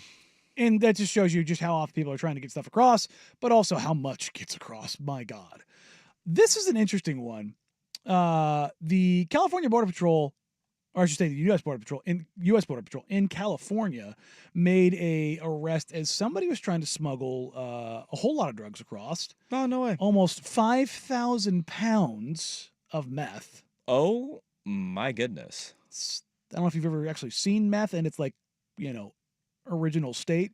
I bet- Doesn't weigh a lot. I bet they were sitting there like, oh, hey, they're all messed up, going, yeah, you can find more, They'll never see it. That's kind of what they did. So they took one of those giant woodside trucks that you haul produce around in and filled it mostly with watermelons. Okay. Except for there were also 1,220 packages that were wrapped up and made to look like watermelon. And they didn't do a very good job. Like, No. that looks like a fake watermelon. That looks like a meth melon if I've Mhm. ever seen one before. I'm surprised they didn't cut open the melons, carve them out, and just stuff them full of drugs and stitch them back together. Ooh, now we're talking. Like, clearly, this is the lazy drug dealer because Yeah. the drugs that are coming out of South America, the stuff, they build whole submarines to get their drugs out. So much so that their drugs are leaking into the water because they've sunk submarines Now, here's my question. full of drugs. Is it really cheaper for them to make meth in Mexico than, because that was the whole thing about meth, that my understanding of meth was that it's cheap to make anywhere. Yes, and in fact, Did you need to smuggle it across? I mean, they have like whole facilities where they Yeah. do everything. Yeah. Whether it's A meth factory. cutting, well, I mean, not just meth factory, but like cutting pills and growing weed and cutting up, which we don't even really worry about as much here. Yikes. But coke too, like the things that like they have whole factories. You know what's crazy is, you know where that money gets laundered? Um, It's actually very believable, but it's like most people do not know this. charity. It's the tourist traps, the all the hotels we all stay at. The drug lords own all those hotels. Oh, really? Uh-huh. That's why they're so safe. Look at That's that. where they have their money laundered. They have the army watching it. Huh. Yeah, if you go through, it's like all those big hotels are owned by shell corporations. That's very believable. Anything that's not like named Hilton or Sheraton, like all the other ones that are down there, you're like, oh, it's a really nice hotel. It's like, yeah, it is. It's because they're running a lot of drug money through it. I didn't know that. Is that common knowledge? No, I don't think so. Oh, wow. But yeah, they own like all of the hotels, all of the big hotels. Okay. Huh. So, like the trip to Mexico that I just booked? Mhm. All right. Did you use your Sheraton miles there? No, I didn't. Yeah, if you're at one of those big resorts, you're like, oh, this looks really nice, but I don't recognize the name of it. And you're like, and you start like, who owns this? And you start kind of rolling it back. You're like, Oh. I would like to just not roll that back. Nope. So much better when you just don't know. Just pretend. La la la la la. But this haul, a 29-year-old man driving a truck pulled up the border and he asked what he was hauling. It said watermelons. They sent him over for the secondary inspection. And they found these fake watermelons. There's 1,220 packages that contained 4,587 pounds of meth, which is a street value of $5 million. I wonder at what point those guys were sitting there like, you know what? I think we're good. I don't think we're going to get caught. And then when that turned, at what point did it turn to, yeah, we're probably pretty screwed here? Do you think it was right when they said, okay, yeah, we're going to take you to secondary? Or do you think that they were still under the impression, we got this? This is going to be no problem. No problem whatsoever. Yeah, I mean, because the thing about this is when you see the picture, you're kind of like, what were they thinking? Absolutely. Because it's just so much. And it's so bad. Yeah. But I guess also if you're hauling $5 million worth of meth, like the audacity level's pretty high. Yeah, that is true. And the chances are they've probably gotten through with it before. If they're, yeah. If I told you that a pound of meth was worth $1,010, would you believe that? Feels like I have zero frame of reference. I'm not up on my meth pricing. Just without truly knowing. Let's see. Like how much? Well, now you're reaching for things. He's reaching for stuff. Like I don't know. Yeah. I don't know how much meth people do. I mean, just grab that Clorox container. That's probably about a half pound. I don't know. Sure. Half. Think about like a pound of lunch meat feels like. Yeah. Okay, just imagine that much meth right there. Okay. Wouldn't you think that that's more than $1,000 worth of meth? No. No? No. I think of like everything that I've because you use know so about little. meth is like it. I don't know that. Oh. I don't know. I just know it's cheap and it's wildly addictive and it's made of like household chemicals. Yeah. Which is not. It's glass. It makes your face look like poo. Yeah. Well, it's because you get the pickings. Yeah. Yeah. It's no good. That is a drug I know nothing about. I truly. Nope. I don't know anything about meth, but I do know the watermelon packaging. You got to up your game in that. Like you said, like hollow out the watermelons. Do something here. And then it's an insult to my intelligence. Yeah. Which leads you to believe like they believe border security is that dumb and easy to get past. When the volume's that high. Yeah. That's the issue. Is the so volume many people is coming just through. So high that you're literally just playing a percentage game. That looks like a meth melon if I've ever seen one before. It does. It does. It looked like they went to the fabric store and they didn't even go for like the expensive fabric that maybe looks like a watermelon. For a split second, I thought you may have said meth melon previously, and I was like, oh my God, did I miss that? No, that was a quick turnaround by Jeff Very Rust. quick. That's a very quick turnaround there. I'm a radio professional. That's right. Like if you were going to disguise drugs to sneak them across the border, how would you do it? I am astonished when you see those videos of like the truck that is completely hollowed out and how good of a job. Single spot. Yeah, and they like the wood planks on top are even hollowed out, and they find like that is probably the way that I would go. I mean I don't know. I'd be a horrible drug dealer. What's that? Or drug runner. I'd be a terrible mule. No. Anything fits if you try it enough. Oh boy. There's that really stinky Asian fruit. What is that stuff called? No idea. That's what you're going with? Something that's very potent smelling? Really need to make sure I put the durian. Okay. Yeah, I know of that. I know it, like you cut it open and it smells like horrendous. Ugh. But I mean, people say it tastes delicious. I haven't gotten to that point Yeah, yet. I don't know about that. But you let a couple crates of those go bad in the back of a delivery truck. Oh, that's what you're going with. Just saying, might cover up this. Yeah. Oh, you know what? I think of what's that stupid movie? Lord of War. Nick Cage. Nick Cage? Yeah, it's based on a true story. That is a bad movie. And a true story that we're like, bad movie, and they're like, you know what? That was the gun runner they gave up in the prisoner swap, too. Yeah, let's get him to play John Madden. Yeah. This will go better. Sure. He's believable as anybody but Nick Cage. No, he's not. I think that was it. They used 2-week-old potatoes that had rotted out at sea. You ever had rotten potatoes like in your pantry though? Oh yeah, it's we didn't know what we had a smell in our house in college and we didn't know what it was. A sack of potatoes. Well, I mean, they sack ferment. potatoes. Think about what they turn into. Alcohol. Yeah. It was a rancid smell. Just and they turn awful. to goo. Yeah, It's weird. and black and just Yeah. gnarly, dude. Oh man, yeah. But yeah, Ooh. I'd have to do something to cover up the smell. I think that's probably the way I'd go. Then Hollow out some candles, melt the tops back on. Classic and foolproof. There you go. That's a That good one. Vancouver Ford text line text coming Yeah. through. That's a really good one. Mhm. That's actually brilliant. children, using children as drug mules. I'd probably go that far. Look, I'm a drug runner. I'm a cartelsman. I have no morals. Well, I'm not gonna lie. My dad's players, when they were in college, like I'd stay with them on the weekends and stuff. Mm-hmm.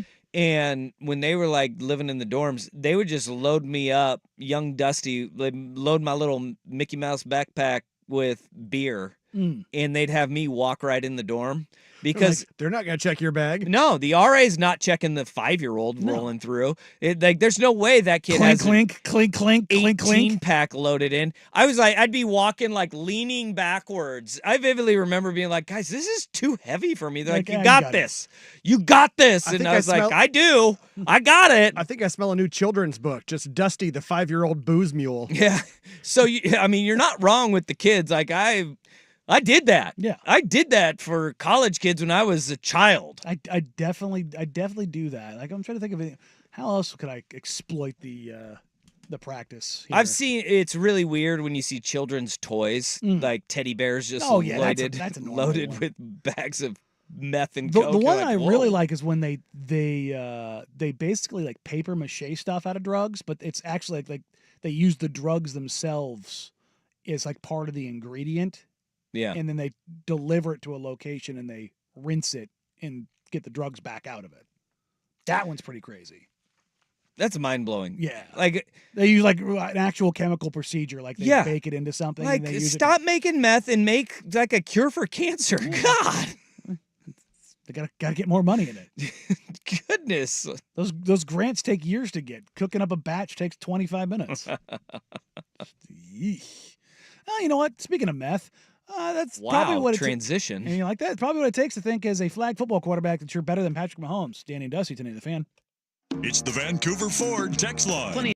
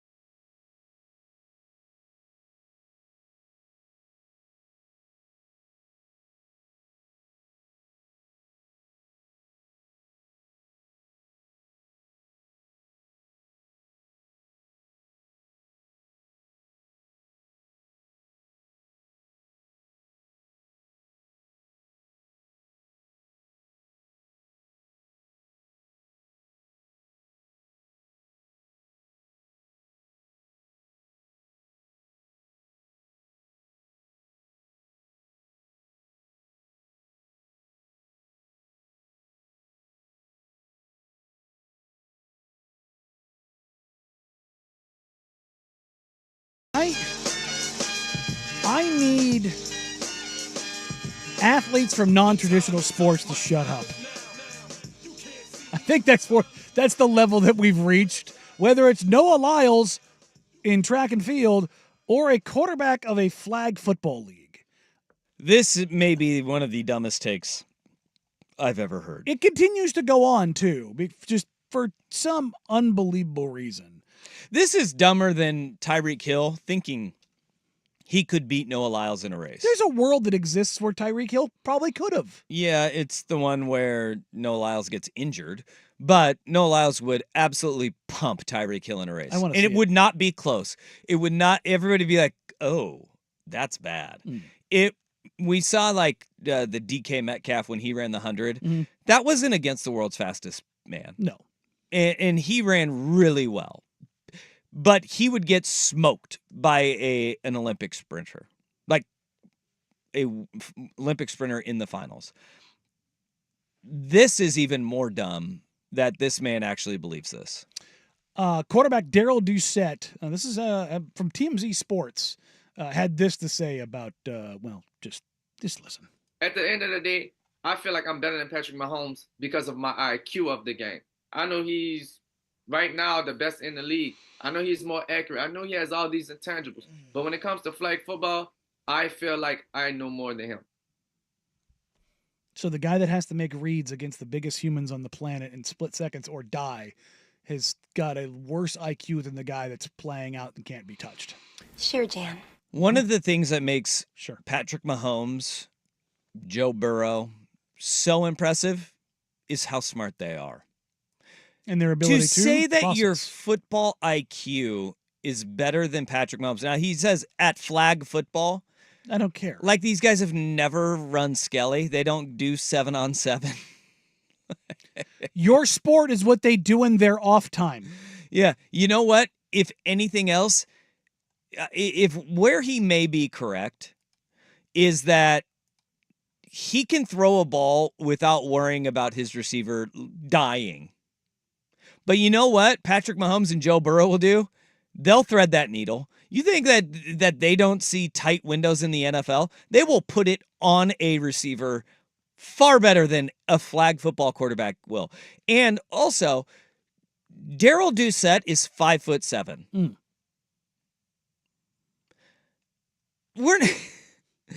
This is like the most little man syndrome thing I have ever seen. Because the only way that, and I am not saying that Daryl Doucette is not a capable and really good quarterback, but he is saying this is where I thrive because I don't have to worry about standing behind an offensive line and not being able to see over the O-line. And I bet he can process very well, but you can't do it better than these guys. You're not. It would take Joe Burrow, Patrick Mahomes a month to figure this out. And your arm is not stronger than those guys' arm. You are not more accurate than those guys are. Your football IQ is not higher than those guys. And that is not taking away how good of a flag football quarterback he is, but you're not those guys. You're talking about the top 1% of the 1%. I understand the differentiation between football and flag football. The flag football folks out here pretending that they somehow are going to be better flag football players than the actual football players. That one of them was like, what? Said something, I think it was about Jamar Chase. Like, Jamar Chase think he's going to show up, just be better than me? It's like, yes. Yeah. The thing that you guys do is the thing that they do in their downtime.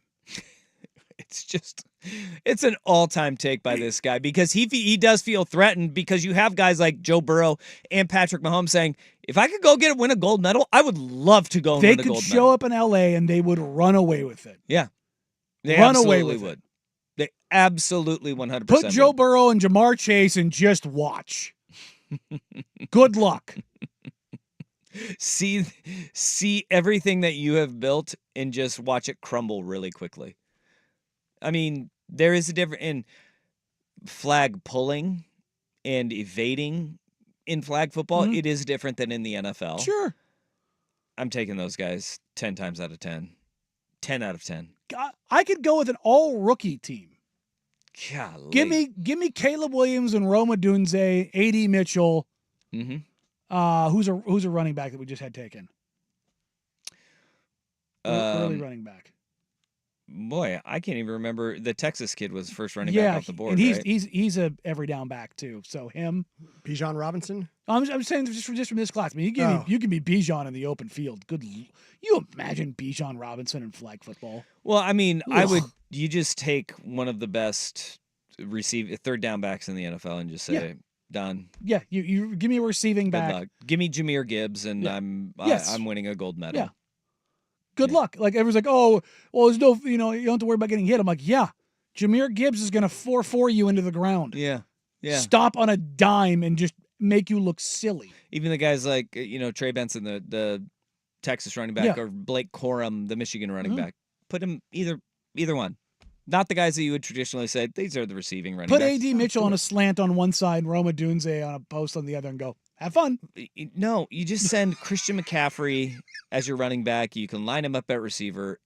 This would be unfair. Yeah, It will be unfair. like you're Even if we sent Darnell Doucette.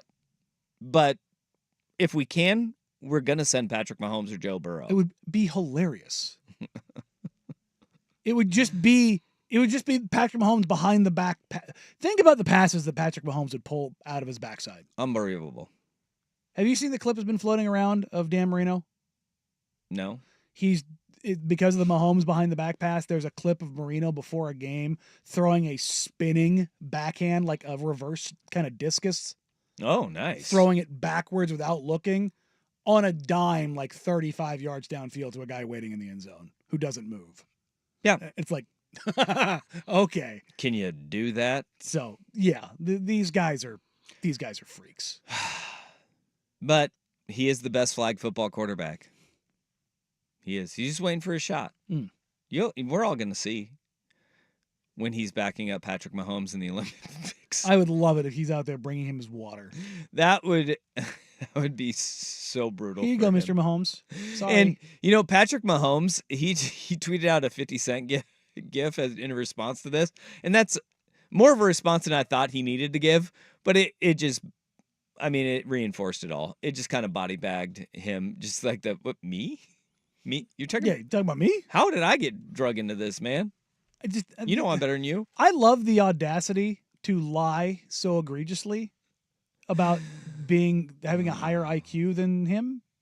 Oh my gosh. But lie better, dude. Yeah. Hey, they may have to pick up blitzes, but I do everything else. Yeah, so no big deal. Whatever. It's whatever. All right, coming up in hour number 3, we are on to round 2 of our College Football Rivalry Trophy Series. Most of the teams that made it through, I would say, did so on their own accord. There were some tough seedings that eliminated maybe some title favorites, but we'll get to that and more here in hour number 3 on Danny and Dusty, Today the Fan. I'm Michael Jenkins, helping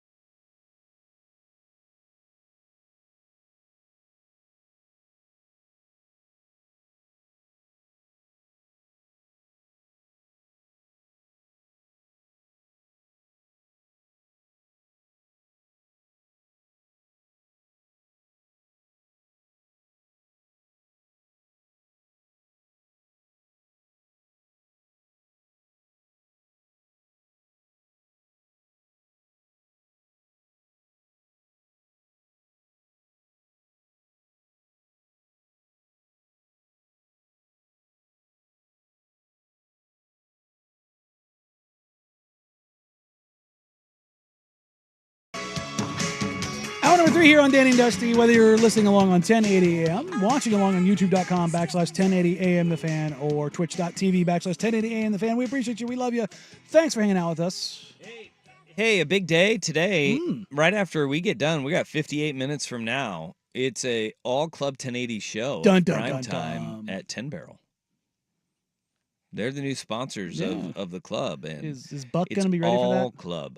That dump button better be ready, bruh. Better be ready. Got to get that 5-hole. Got to make sure you tighten it up. Especially if the two guys are drinking any of that pub beer. Oh, no, they wouldn't do that. Yeah, I don't know. no You way. gotta be ready. Loose lips, sink ships, and lose Buck his job. Somebody's. It is time for our College Football Rivalry Trophy Bracket Challenge to continue on. Round number 1 is done. 64 teams have entered. 32 teams have moved on. Half of them, you gone. Yesterday's winners, the Battle of the I-75 Trophy, the Keg of Nails, the Apple Cup, which, you know what? Gross. Local bias will win out. Wow. We know this to be true. Two of them won out that should not have won out. Yeah. And the secondary shillelagh of Notre Dame Purdue. That is your winners from yesterday. Here, this is going to be a lot. It's 32 here. These are your winners of the first round. The Bones, the Jeweled Shillelagh, the Oil Can, the Floyd of Rosedale, the Ram Falcon, Silver Spade, Commander's Trophy, Stanford Axe, Little Brown Jug, the Fremont Cannon, the Beehive Boot, the Bell, the Platy, the Paul Bunyan, the Jefferson Epps, the Land of Lincoln, the Cyhawk, Seminole War Canoe, Golden Cannon, Saddle Heartland Trophy, the Megaphone, the Old Brass Spittoon, the Milk Can Trophy, Magnolia Bowl, Purdue Cannon, Bayou Bucket, Golden Hat, Battle of I-75, Keg of Nails, Apple Cup, Shillelagh. That is all 32 winners. Woo! There are some bangers in there. There are a couple not great ones in there because of matchups. All 32 have been reshuffled. Okay. Random draw Random for round draw 2. again for round 2. I like this. And This is like the old school UFC. You like that? Yeah. Just keep- Remember when they used to do like a 64-man bracket? That's how UFC started. Yeah. No where weight it was like, classes. no way. You'd have Butterbean going up against like Hoist Ken Gracie. Shamrock, and you're like, what is that? Doesn't make okay. Oh. Then someone died. Yep. Yep. They had to get weight classes Yep. on it. There you go. So You're there's that. gonna die. All right, our first matchup features the Purdue Cannon of Purdue and Illinois against the Beehive Boot of Utah, Utah State, and BYU. All right, this was a matchup. The Purdue-Illinois cannon. It's a mini cannon. It's the little cannon You that can could. hold it. The Beehive Boot should win this. The mini cannon is currently in the lead, though. And I think, come on, people. It's a little cannon. We got big cannons coming up later. It's a cannon you can hold with your hand. Don't give me the little mini cannon. You got and cannon it's not. envy? You know, yes, I do.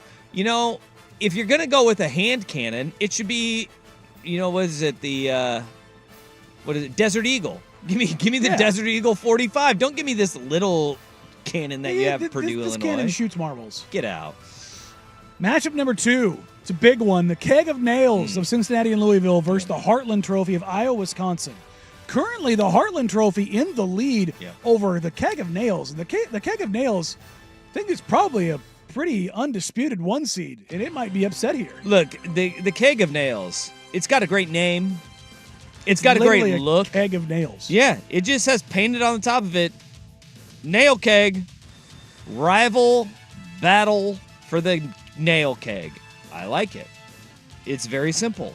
It's got a Louisville helmet on one side. It's got a Cincinnati helmet on the other. Give me more. That's a great rivalry, too, because Louisville and Cincinnati are not far apart. No. Yeah. This one needs more. Put some respect on Keg of Nails. The Heartland Trophy, which is a giant golden steer sitting atop Yeah. of trophy. Yeah. Which, again, great trophy. Great trophy. trophy. Does it have? No, it doesn't. It's not anatomically. Oh, yeah, there it is. It No, is no, it's- anatomically it's correct. there. It's anatomically correct. Yeah. All right. They just didn't It's go. not like the Wall Street Bowl. No. No. No. That look, they won, and it's a big bull. Yeah. So Big bowl. matchup number 3 features the Bayou Bucket of Rice and Houston against the Milk Can Trophy of Boise State and Fresno State. I'm going for the Milk Can Trophy. I'm sticking to my principles here. It's a beautiful can. The Bayou Bucket is a very cool trophy, and I would love it if not for the fact a kicker is prominently placed on it. So My principals tell me I have to go with a milk can. It's a safe bet. Yep. It is currently. Here's the interesting thing. These are all very close so far. Yeah, which well, is not this next one. Well, this one's going to be a whomping. As it should be. The saddle of TCU and Texas Tech taking on the Magnolia Bowl of LSU Ole Miss. Look, the Magnolia Bowl is it's a solid trophy. It's a great trophy. Bronze little Magnolia. It's pretty cool. But we're talking about a whole saddle that's been, what do they call it? Leather burned. Yeah. Stamped they've done a phenomenal job. Beautiful. It's very Texas, and I love the saddle trophy. It's one of the It's a Texas great trophies that made it on alongside the Golden Hat. But the Spurs, Texas makes a great. the Spurs state did of not Texas move makes- on No because way. of the Apple Cup. Get out of The here. Apple Cup, that's who the Apple Cup upset was. Texas the Tech, Chancellor Spurs. Texas play for literal set of Spurs. Silver Spurs. they're And that beautiful. lost to the Apple Cup, Uh-huh. which the Apple Cup is a great rivalry, a better rivalry than Texas Tech. and Texas But Tech. when we're talking trophy, it's not even close. Not even close. Not the bias is real. I knew the bias was going to help the Apple Cup win out there. That's okay, I guess. We got it wrong though. These are trophies. This is rivalry trophy, not the rivalry itself. We might have to redo this again with actual rivalries, Yeah, ranking the best rivalries in college football. yeah. Coming to an off season near you. Babe. Those are your four for today. All right. We'll get through these quick because we cut the field down. We're cutting the field down. My votes today are the Beehive Boot, Utah State, and BYU. I'm also going Keg and Nails, which has during this conversation, we're at 50-50 now. It is a dead heat. I'm going Milk Can over the Bayou Bucket, which is narrowly beating the Bayou Bucket, and the Saddle, which is up. It's a runaway. 84% to 16. It's gonna run away. And it should. And it should. We need better trophies in the Northwest, though. That's all I'm learning. I mean, from this. yes, the Big Ten is beating the crap out of every other conference. The Big Ten in just the state of Texas as a whole. Yes. They do rivalry trophies better than anyone else. No doubt about it. Like with the exception of that three-way Michigan one, the directional Michigan one. But that's not Big Ten country. Yeah. That's the MAC. That's MACtion, and it's a trophy Befitting of the the MAC. Yeah. You're not. You're absolutely right. We don't need that. So, those are your matchups for today. Ahead for tomorrow, the Shillelagh against the Golden Hat, the Fremont Which Shillelagh? Which Shillelagh? The secondary Shillelagh. Okay, the Purdue Notre Dame Shillelagh. Yes. Notre Dame plays for a lot of They love their Shillelaghs. phallic trophies. They do. And then it will be the Fremont Cannon against the Old Brass Spittoon. Now we're talking. That is a tough matchup. The Fremont That's a Cannon, full-size cannon. full-size cannon, big cannon. The Brass Spittoon is uniquely college football. I would argue a 1 seed. Great trophy. That is deserving of a 1 seed. Yeah, sometimes seeds these get are the upset. ones. It's a 1-1. This is a 1-1. This is Final Four matchup. Then you get the Land of Lincoln against the Cyhawk. Oh, which is the bronzed Abe Lincoln hat against the. I don't know how the Cyhawk won, to be quite honest. It got a favorable matchup. And then the Jeweled Shillelagh against the Seminole War Canoe. That's going to be a dogfight. That's tough. Seminole War Canoe in the state of Florida does not include Florida State. Which makes it better. Florida Miami, is that what it was? Yeah. Weird. We're going to have a trophy about our other rival. Yeah. Like sharing the head of your Yeah, other that's rival. living rent free if I've ever heard Right? it. Like that is, I'm in your head, Werder. That is an easy one. And by the way, that game, 10 days away. 10 days away. We are 10 days away from August 31st, which is the official kickoff of the college football Week season. 1, not we week got 0. unofficial coming up this week. I'm still in. Oh, yeah. I'm all for it. Delaware State, Hawaii, you'll be on my TV if Delaware State ever gets there. Yeah. I'm going to watch it. I'm going to watch all of it. I can't wait. I'm so excited. It's going to be fun. Oh, I can feel it in my plums. With football so close, the NFL season isn't far behind, and we have our most unhinged takes heading into the NFL season coming up next. I'm Danny Dusty, Danny the Fan. Hello, sports fans, and welcome to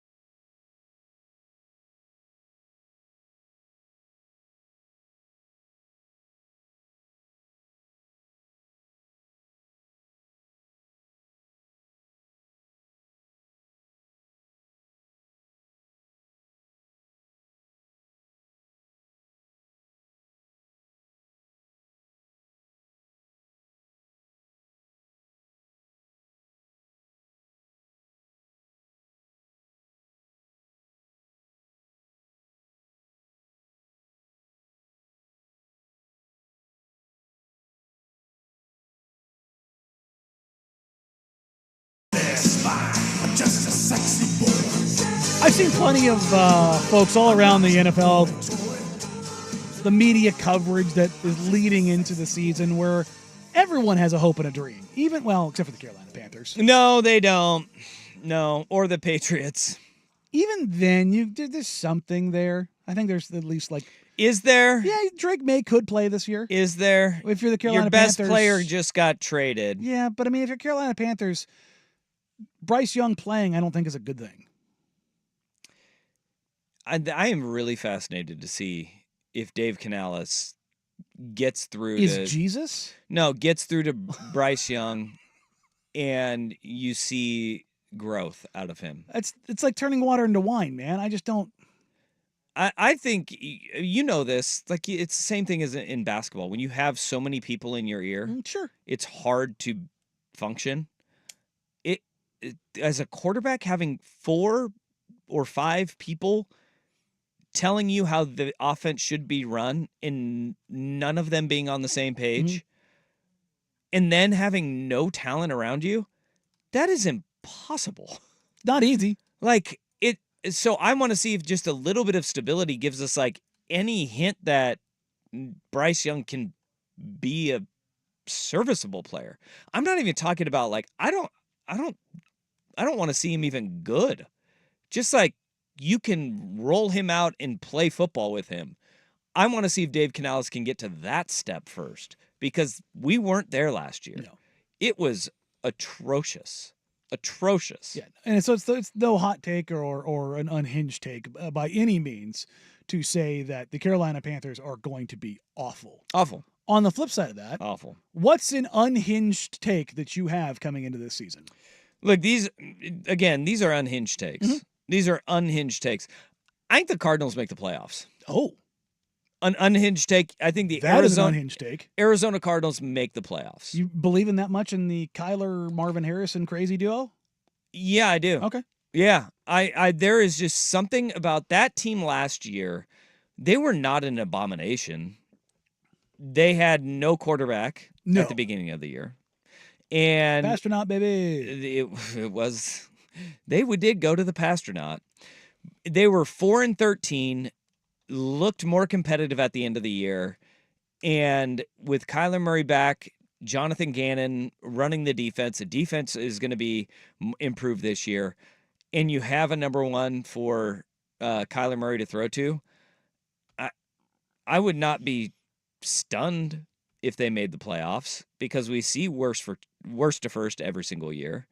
But, I mean, it's unhinged. There's nothing that tells me I should really believe in that. But I could see it happening.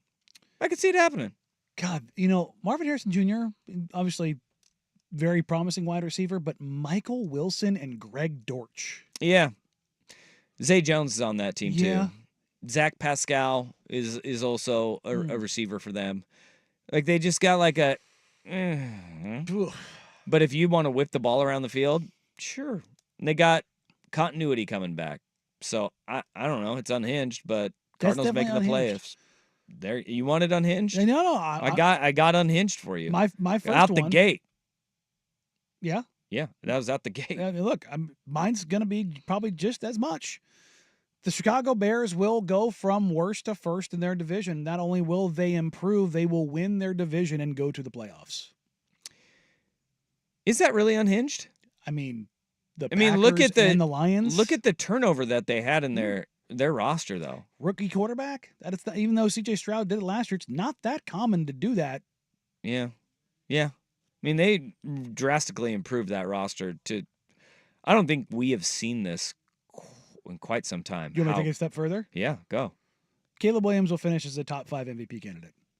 Okay, now that is unhinged. He will not be a top 5 MVP candidate. Now, even though I tweeted out. If they win that division, yeah, he will. I tweeted out he and Jaden Daniels.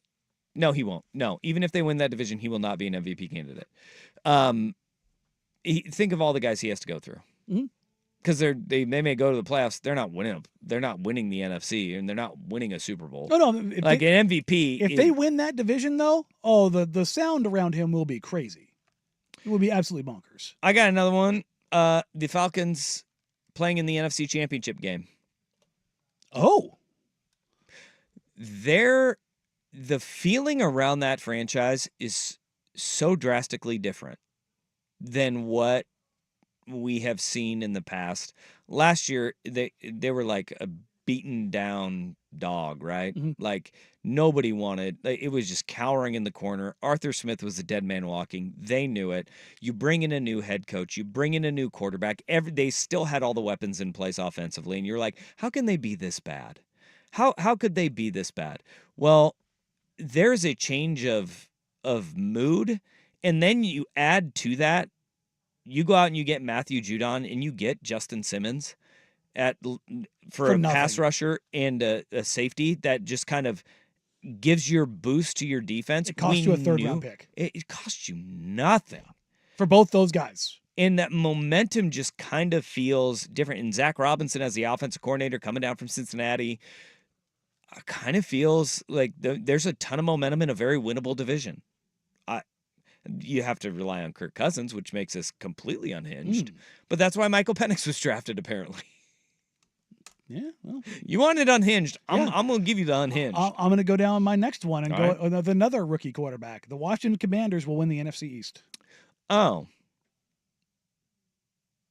And I don't think it's necessarily a product of them being great as much as I think the Eagles are going to tear themselves apart from the inside and the Cowboys are going to fall on their face and the Commanders will be there to pick up the pieces. That's where I have my last one is Philly wins the division and Nick Sirianni gets canned. I mean, I don't think, and your head coach and I have that dead last because I don't think that Nick Sirianni winning the division and getting fired is that surprising, but I think that's probably going to happen because of the dysfunction you have in New York. I mean, the Giants are a mess right now with Daniel Jones. I mean, Sauce Gardner was laughing at the performance in a joint practice of Daniel Jones. All he could say with a smile on his face the entire time was, I had a lot of fun. You saw his first throw was an interception for a pick six in his return. It's awful there. The Cowboys have the biggest boom or bust probability of any team in the NFL this year. The Commanders, rookie quarterback, have got a long way to go. On talent alone, Philly can win, but it's probably going to get derailed because their head coach and their quarterback hate each other. Which is such a weird thing to have happen. My last one isn't unhinged. It's just historically like, wait, what? The Cincinnati Bengals will win the Super Bowl. Yeah, I could definitely see that. Here, do you know what the weird thing is about this? We're talking Brandon Ayuk, Trent Williams, Hassan Reddick, Matthew Judon. Jamar Chase still has not practiced. And we're thinking like, hey, this is going to be okay. Like Jamar Chase can go without a ramp up. Wide receiver, especially as explosive as a guy like Jamar Chase is, this is screaming of you get this contract done. Jamar Chase comes back and he pops his hamstring. Yeah. Like, and let's not forget, T. Higgins is already teetering on the edge here. In CeeDee Lamb, like you have that. I have the same like where like CeeDee Lamb is in the same boat in this conversation where it's like, dude, you guys are Ferraris, and Ferraris need to be taken care of. You got to prime that. You got to make sure that engine is ready to roll before you step on the gas. Can't let that gas sit in the tank. In that, for me, is a massive concern around them. But if he does stay healthy, absolutely. Like Joe Burrow got hurt last year. That's what derailed them. They were really good last year, and Joe Burrow was injured. Like, think of they were the last place team in the AFC North. They damn near would have won the AFC South. They went 9-8 and were dead last in the NFC North. The Houston Texans won the AFC South at 10-7. It's an interesting spot to be. Yeah, they would have won the NFC South. 9-8 was what the Buccaneers record was last year. They would have won the NFC South, and you didn't have Joe Burrow. I like that take because I think they are kind of flying a little bit under the radar. But I like that as Cincinnati winning the Super Bowl. Let's go. If you want to go really unhinged, put it on the table for the Buffalo Bills. Ooh, after losing everything? Yeah. Everything. That's a fair one. If you want to get your unhinged take in, Vancouver Ford text line 503-864-6326 or on Twitter at Danny and Dusty. Send us your unhinged take for the NFL year. Yeah. It will it will take Caleb damn near to be an MVP for the Bears to win that division this year. Totally agree with Danny. And that's kind of what I was going with. If they do win that division, yeah, you will be an MVP candidate. Yeah. Like, let's say the Packers win that division. Jordan Love's going to get MVP consideration. If the Lions win that division, it's going to be Jared Goff. If somehow the Vikings do, Darnold is going to get considered. Like that the NFC North and the AFC North, whoever wins that division, the quarterback is going to get. He's going to get Rookie of the Year. They won't do MVP. That's just the way the NFL is. Like that's just the way they are. I didn't say he'd win it. Top five. But yeah, no, I know. But those top five are going to go to, whoever is the outstanding performer for the 49ers, who are going to be the best team in the NFC again. It's going to go to Patrick Mahomes. It'll go to Aaron Rodgers if he stays alive this year, or Joe Burrow. I don't know. When's the last time we had a rookie finish in the top five of the MVP voting in the NFL? It's a good question. Yeah. It's been a minute. Yeah. And I know I'm completely unhinged with my Arizona making the playoffs. It's pretty good. I mean, they're not going to be great, but if you want unhinged, if they catch fire, that's scary. That's terrifying. What? The Cardinals? Marvin Harrison Jr. and Kyler Murray. Yeah, that could be terrifying. Those two together. It's like oil and oil. It's not even oil and water. It's oil and oil, but you know what? It's like mixing synthetic. Watch out now. It could be explosive. We could see it. We could see it burn for a while. I don't know what to do with that. Well, that's why it's an unhinged take. It's for whatever reason I like really it good. though. It's really, really good. What are you looking at? I was looking to see if there's anything else on the Vancouver Ford text line that had anything unhinged, but it was mostly just agreeing or disagreeing with us. Oh, all right. So I thought I saw. I read it wrong, so I was going, that's not quite right. But there you go. Coming up next. Okay, here we go. We go. I got rookies. This is from 2019. Jim Brown won the Rookie of the Year in 1957. Okay. That's a while ago. Earl Campbell, 1978. Eric Dickerson, 1983. Dan Marino got 3 votes as a rookie. When you remember Dan Marino? Pretty good rookie year. Not Super Bowl? Yeah. Is that one of the best rookie classes we've ever seen? Yeah. Let's see. I'm looking for quarterbacks here. You don't see a lot of it's mostly running backs that have gotten first place votes. Chris Johnson did. He's the most recent, 2008. He was tied for 7th with 1 vote when he rushed for 1,200 yards and 10 touchdowns. And I don't know. Again, this is from 2019, so I don't know if any other rookies since then have gotten that. But that's quick Google search is what I found. I'll dig into this. I'll try to find it. There you go. I like it. Speaking of quick Google searches, this is one of those off-season articles that I actually got into a ton. Which college football coach is the best golfer, and what does it say about your program? But first, here's the Big Kahuna Sports Center Update. That's that Hawaiian burger joint. Now, from the Fan Sports Desk, a Sports Center update on 1080 The Fan. Jeff Rust here with your Sports Center update. First on The Fan, it's official. Broncos head coach Sean Payton has named former Oregon quarterback Bo Nix the team starter. The number 12 pick in the draft beat out Jarrett Stidham and Zach Wilson, who never really seemed in contention for the QB1 spot. In 2 preseason appearances, Nix went 23 of 30 for 205 yards and 2 touchdowns. He'll be the first rookie to start week 1 for Denver since John Elway in 1983. Mariners have lost 7 of their last 8. They're looking to avoid the sweep at the Dodgers. Logan Gilbert starting for Seattle. Jack Flaherty for Los Angeles. 7:10 first pitch on Root Sports. 1 game still underway in the Bigs. They are top of the 9th in San Francisco. The White Sox and Giants are tied at 2 apiece. Some finals from earlier. Jesse Winker with a pinch hit walk-off home run, lifting the Mets over the Orioles 4-3. The Red Sox over the Astros 4-1. The Astros lead in the AL West over the Mariners, now down to 4.5 games pending tonight's result. And another walk-off, Wyatt Langford with a walk-off single as the Rangers beat the Pirates 1-0. Basketball Hall of Famer Al Attles passed away yesterday after being selected by the Warriors in the 5th round of the 1960 draft. He spent more than 6 decades with the organization as a player, coach, executive, and team ambassador, coaching the team to the 1975 NBA championship. Al Attles was 87. More sports scores and stories in 30 minutes. I'm Jeff Rust at the Fan Sports Desk. Listen live or on demand on the Odyssey app, the Fan's desktop player, or tell your smart speaker to play 1080 The Fan.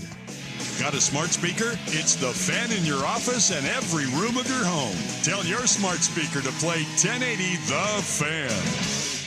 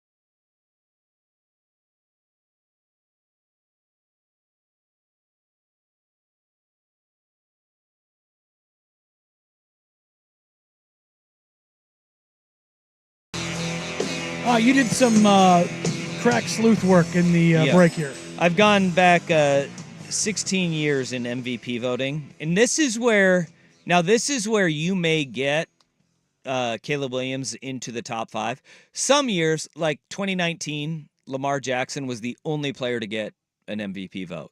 Unanimous, he won it. Sometimes there's only like 2 players that will get MVP votes, like 2007, which is where, as far back as I got to, Tom Brady and Brett Favre were the only guys to get any votes at all for MVP.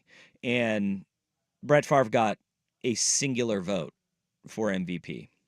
Last year, now they instituted recently that you get first place votes, second place votes, third place votes for MVP.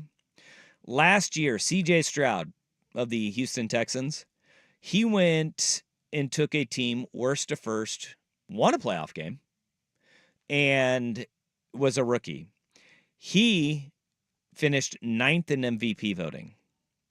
He received 0 first place votes and finished 9th overall. He received 4 third place votes.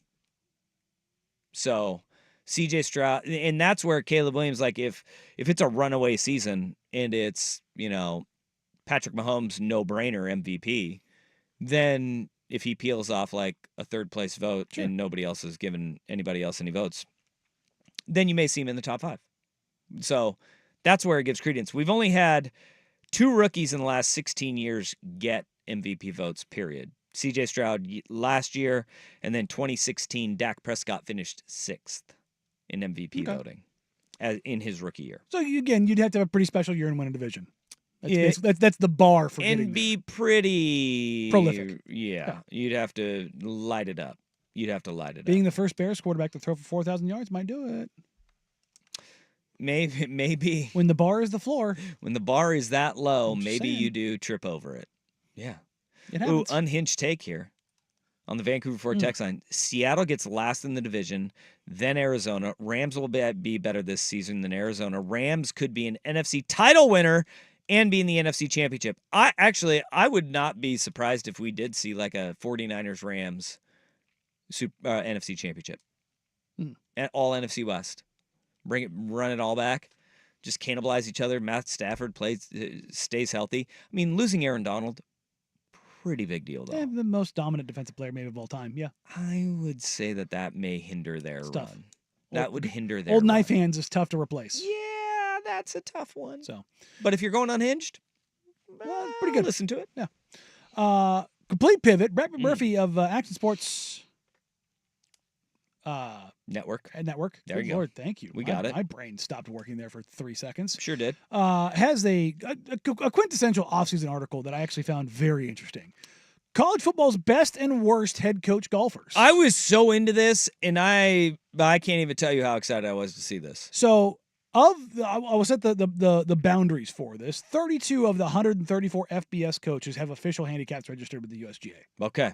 All right. So, what, fifth?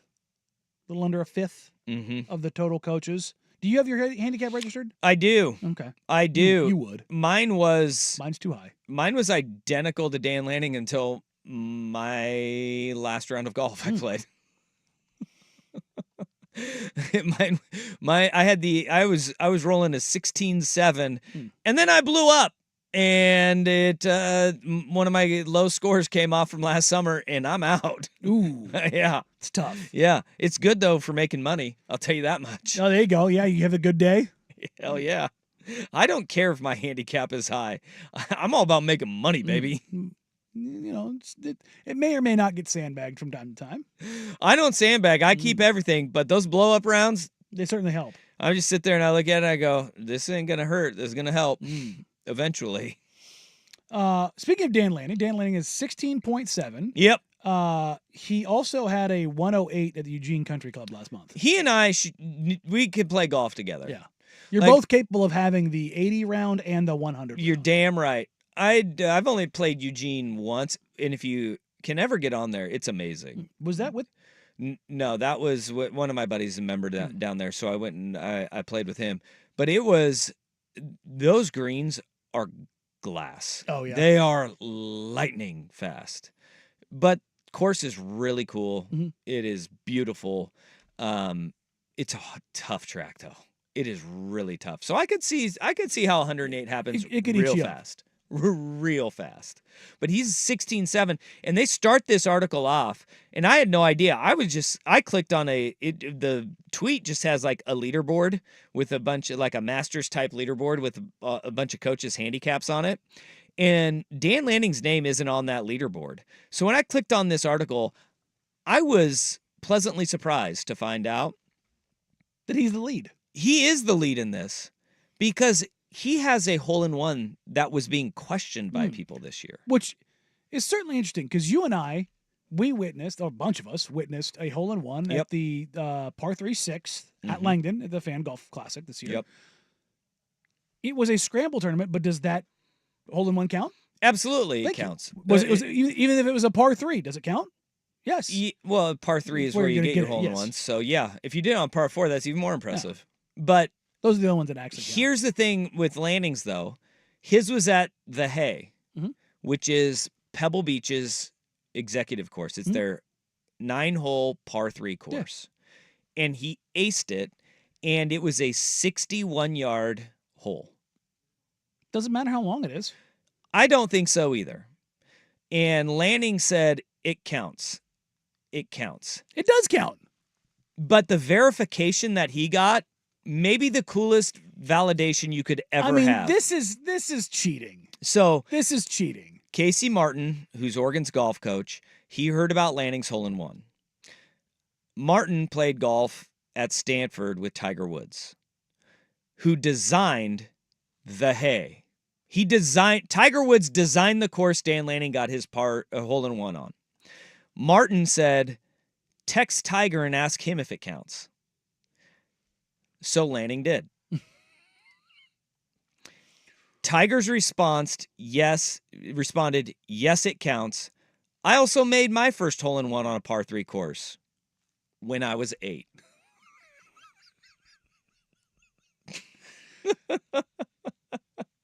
Having Tiger's number is a bit of a flex. That is the biggest humble brag story of all time, but I would use that humble brag anytime I possibly could.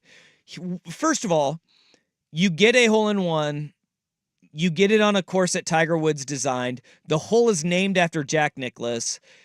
And then Casey Martin is like, you know what? Text Tiger, ask him if it counts.